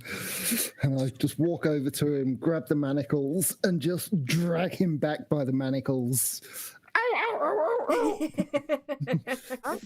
You should have stayed put. Okay. Okay. Is that what? Anything else? You're just gonna kind of stay with him now and drag him around. Yep. Where's your turn? Okay. Then we're getting getting up to Clue, and I guess you had issued. Yeah, I'm sorry. I skipped the nimble right and it threw everything off. You had issued an ultimatum the last time, didn't you? Yep. And did he just dash for it out of desperation? Because I forgot that you offered. Because if he dashed, I would have used my Fine. to chill All right. touch. My apologies. Okay. Yeah, 13 hits. Yes, that is their AC. 6 necrotic damage. All right. So you see him, like, at this point, his head drops down below the roofline. So, all right. And then it's my turn, I guess. I assume it's still in 120 feet of me. So your one enemy, like he went down. He popped back up. He took a hit and he popped back up. So he's still alive. The other one is dead, and Thalvar is dealing with Urstel. Okay. So the one that's alive is still 120 feet of me. Oh yes. You got ahead of him. Okay, so and I got those. Oh, you again. Okay. Yep. So The 13. last one was the held action before he dashed, and the other one is a miss. I'm just gonna, because he's on the roofs, I guess. If he's still coming at me, I have no reason to move. Right. Correct. He's still basically approaching you to get away from, from the direction. Yeah. Mm-hmm. All right. Next up is there anything else you wanted to do? No. Okay. So, Hibara, are you going to continue to dash? How close is he? So now? at this point, he's at 330 and you're at 280, so 50 feet. I just looked it up, but I don't see anything about running him over. Do horses not have a charge? I think war horses at the very least have a charge check. Yeah, war horses do have a charge.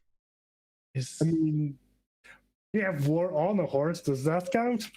Look, I'm gonna do it on the fly. If Hibara wants to try to basically give him the bump with her butt, and knock him over. Right now, the streets are super empty because it's still it's just gone 4:35 in the morning.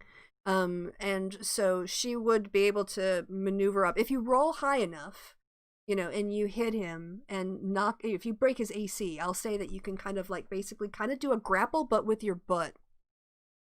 You kind of like knock him and give him an opportunity to go prone, if that seems fair to you. Okay, that's basically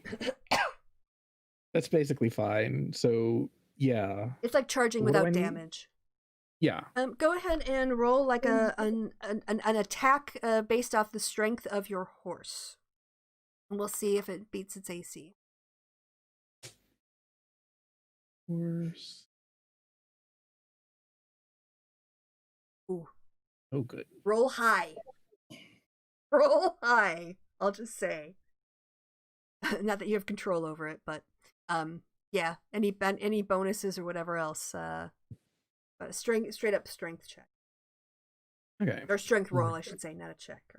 If you're going war horse, it's a +4. If you're going riding horse, it's a +3. Yeah, I was riding. I can give a +5 for a strength check. Yeah, if you guys want to work together as a team, I'll let you. Yeah, I got 5. A horse. Yeah, I mean, if she knows she's going there. I'm on the back of the horse. Yeah, it would make sense. If you see it getting close and you see Habar trying to edge it over, you could help shove. Yeah. Yeah, that makes sense. I got a 5 +5. So plus 16. 3. Plus 3. So Plus 14. 11 plus 3 plus 5. +8, so that's a 19. You guys, by 1, you made it. All right. So I'm gonna have him do an acrobatics check just to check to see if he takes any damage, like from falling or whatever else. Unless he gets a 20, he's gonna go down. Like he's gonna lose his step. Yeah, so you see him skid and he sort of goes forward, and I'll say that he's prone for you. I'm sorry, friend. Well, it's Mara's turn now. Well, yes. So, Mara, shut up, Sirius. My God. You're fine. Sirius is crying for no reason. Oh, wait. I forgot. What? Bonus action. Yeah? Since we're on, after slamming him, since he's prone on the ground, or it's prone on the ground, she's gonna be no longer a horse. Okay. So how I imagine this happening is just this horse runs at this guy. Mara just like jumps off, just like RKOing him on the ground as Mara just turns into an elf again. Pretty much. Also, I'm really hoping that there was some kind of communication there, that I realized that that Mara Hibara was going to turn back into an elf, because that would have sucked. I mean, We'd just be having a piggyback ride. Basically. She bursts out of people's shirts. She sloops forward and you sort of slide off so that you're standing behind her. Actually, I see that he's supposed to have advantage on dex saves made after effects that would knock him prone, but because I didn't read that beforehand and I was not prepared, I am not going to penalize my players. Ooh, doggies are excited. Okay. Hey. So, yes. Oh, such excited doggies. Did Mara say what she would do? Did she just shout at it, or was she gonna do something? I can't remember what she said before she left. We started her turn. Yeah. Okay. We did start my turn. Yeah. My dogs just escaped the fence. Do you need to dip out and grab the dogs? Yes, we could dip out. And there goes. Hold on one sec. Okay. Well. Okay. Just tell me what you want to do before you leave. All right, holding there. Let's go wipe the screen, back over to Thelvar. Yeah, you have Urstel. Doesn't Crook still need to go? Or who does? To one that's currently running out but trying to get away from the Yeah. I'm gonna just okay, let's say Alexa, flip a coin. Heads. All right, he surrenders. Smart boy. He kind of like puts his hands up and then he sort of like, when you don't shoot through them, he kind of puts his head up over and tries to find you and make eye contact with you, and then he just sort of like puts his hands behind on top of his head. Smart kid. Thelva is going to summon an unseen servant who's going to carry Floxen down to ground level while he climbs down. Okay. Now the whistles are starting to get a bit closer, by the way. You can hear that the police are kind of converging on this area, and although you haven't had any police coming down your street, they are now starting to, like, they're not as far away as they were, so yes, you're feeling a little bit of pressure to... I can manhandle one dog. I can't manhandle two, apparently. No, that's... Yeah, no worries. All right. So, yes. The nimble right's on the ground at this point, right? Correct. It went skidding forward, and it's sort of face down in the ground, and there's a very, very surprised-looking beggar a few blocks up, a few yards up from this whole thing. So Mara looks at the nimble right, walks over to the nimble right, and just goes, "I'm sorry, friend. We are actually here to help you. We were sent here to assist you. We mean you no harm." Okay. Give me a persuasion roll with advantage. Okay. Yeah. It makes some signs at you. But you can't tell what it means, but it's not attacking you.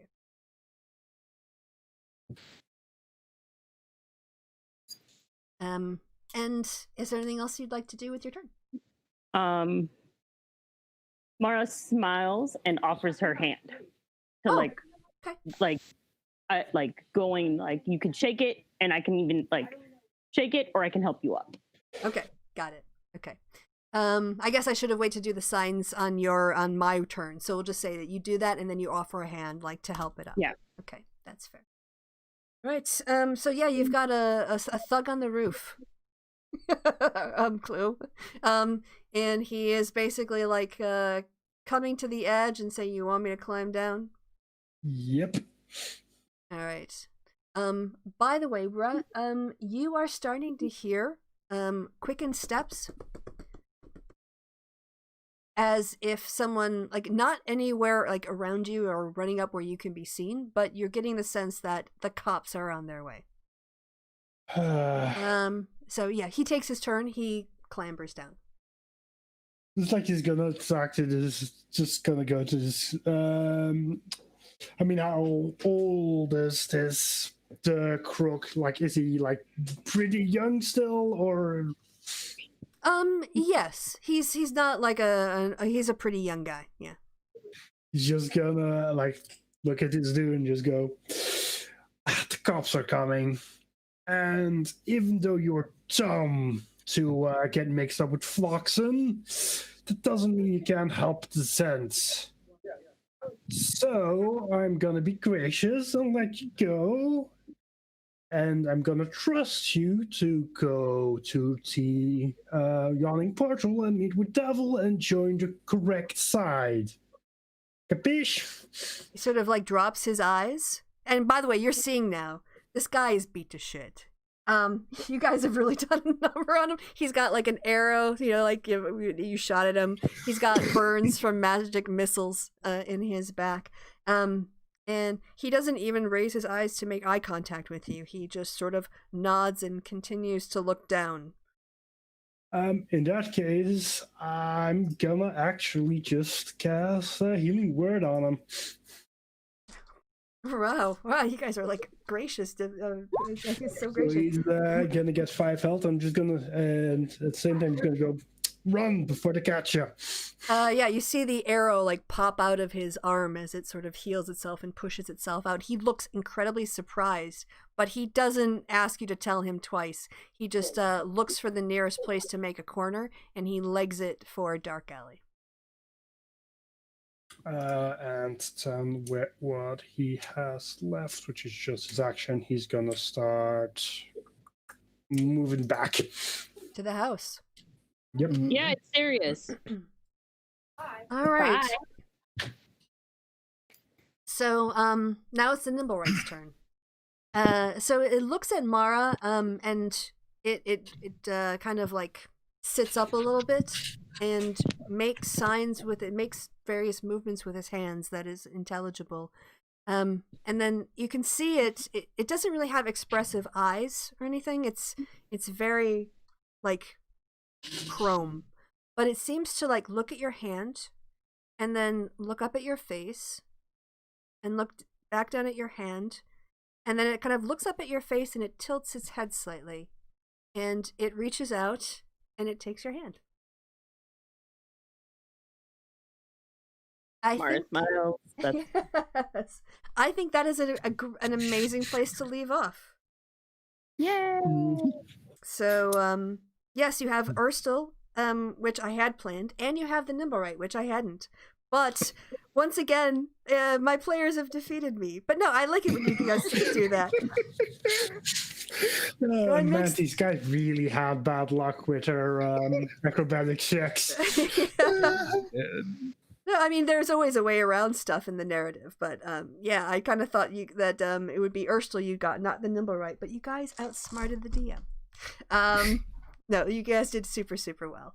And we're okay for every night, every Sunday now through New Year's, right? Nobody has plans. I believe so. And oh my gosh, we've got the one shot, which I'm so excited about New Year's Eve. Oh, by the way, Urstel was a milestone. Congratulations, you are all 4th level. Bonus action help! Woo! Oh, okay. So I had actually been holding. This is permission from the DM. Okay. This was something I was holding off on because I wasn't sure. Mara, because she's a monk, she technically has a language, an open language other than common. Okay. Can I fill that with Nimblewright? You will be able to when you figure out how to speak it. Yes.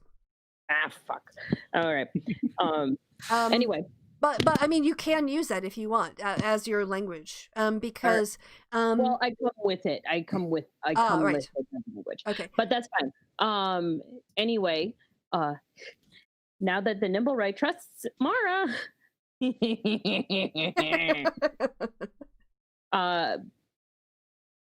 the chaotic good is no longer around, guys. Oh, you're going. You're changing alignments, moving over to your next level. Mm-hmm. Okay. Because war is going to be about 95% of the time. Okay. Well, this will be interesting to see how these next levels go. Yes, because I think you've done the job for Zord, and he promised to pay you in the key to communication with the Nimblewright. Oh, right. Mm-hmm.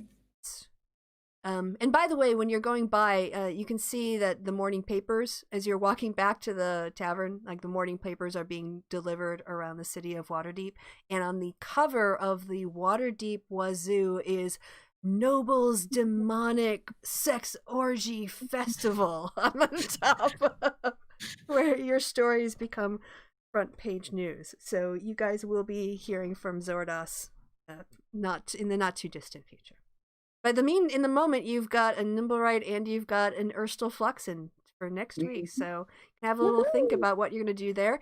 And yes, after the one shot, you guys will increase your rank in the franchise to rank 2. And then we can talk about your headquarter changes more specifically after the new year.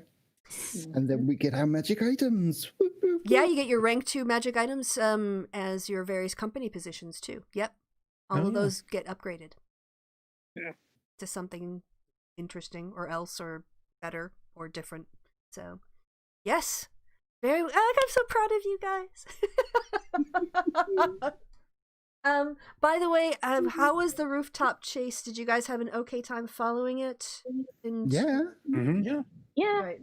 I kind of made that up. Like, it's not quite what the rules say, but I also wanted to work in the complications because it makes it so much more dramatic and lively than I do it. I dash. So Yay!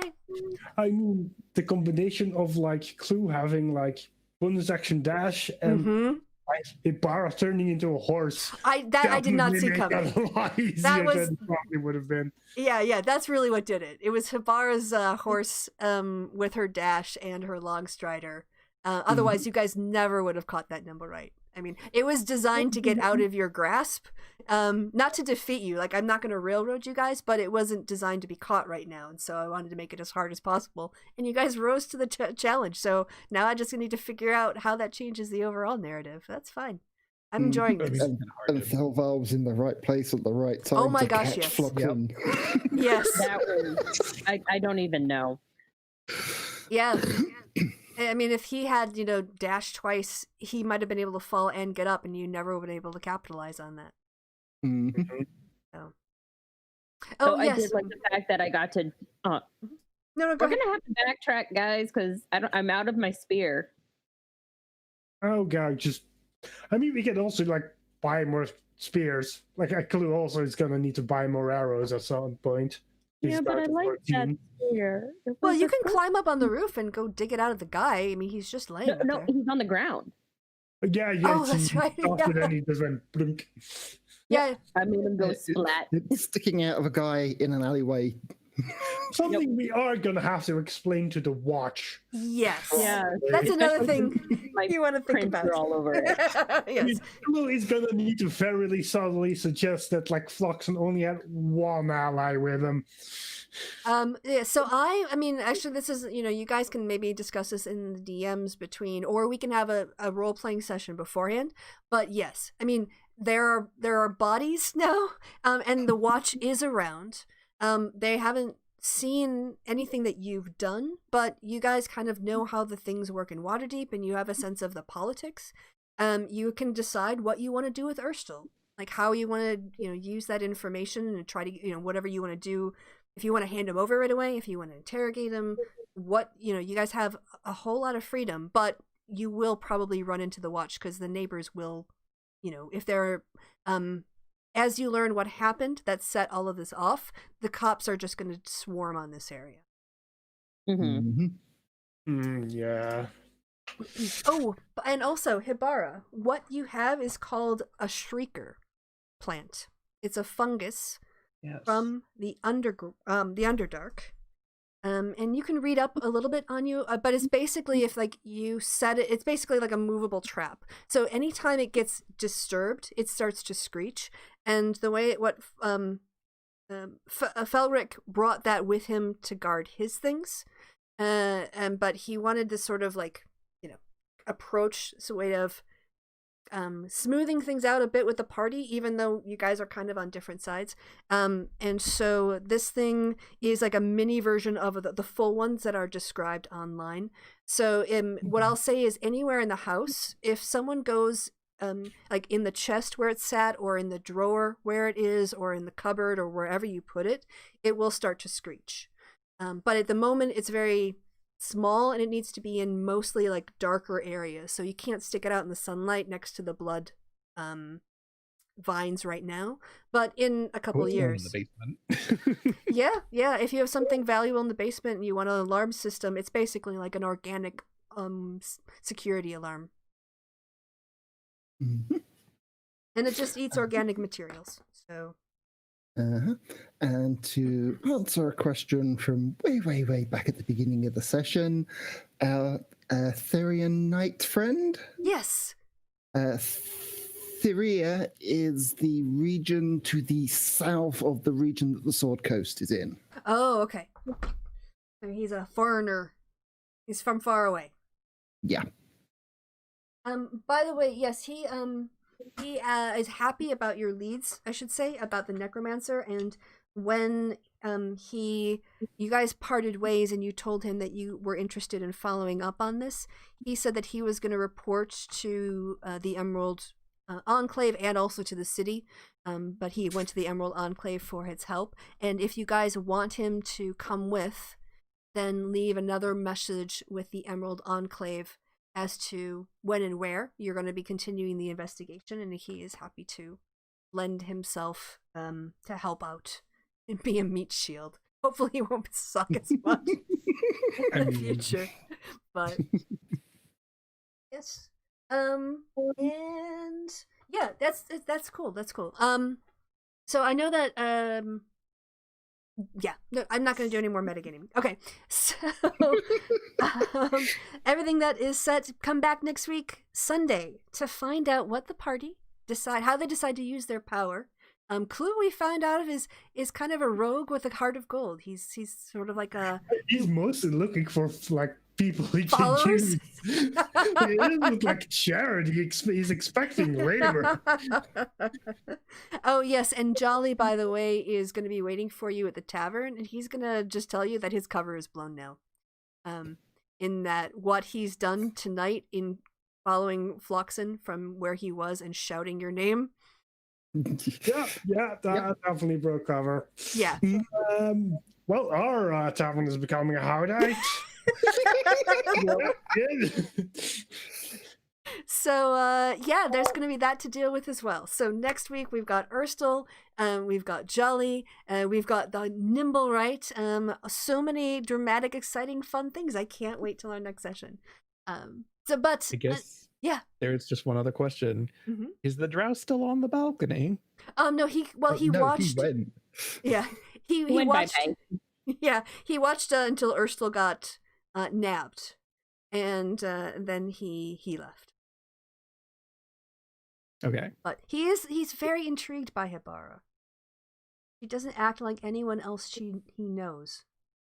Ooh. He hasn't met that many elves, but she's definitely the most unusual.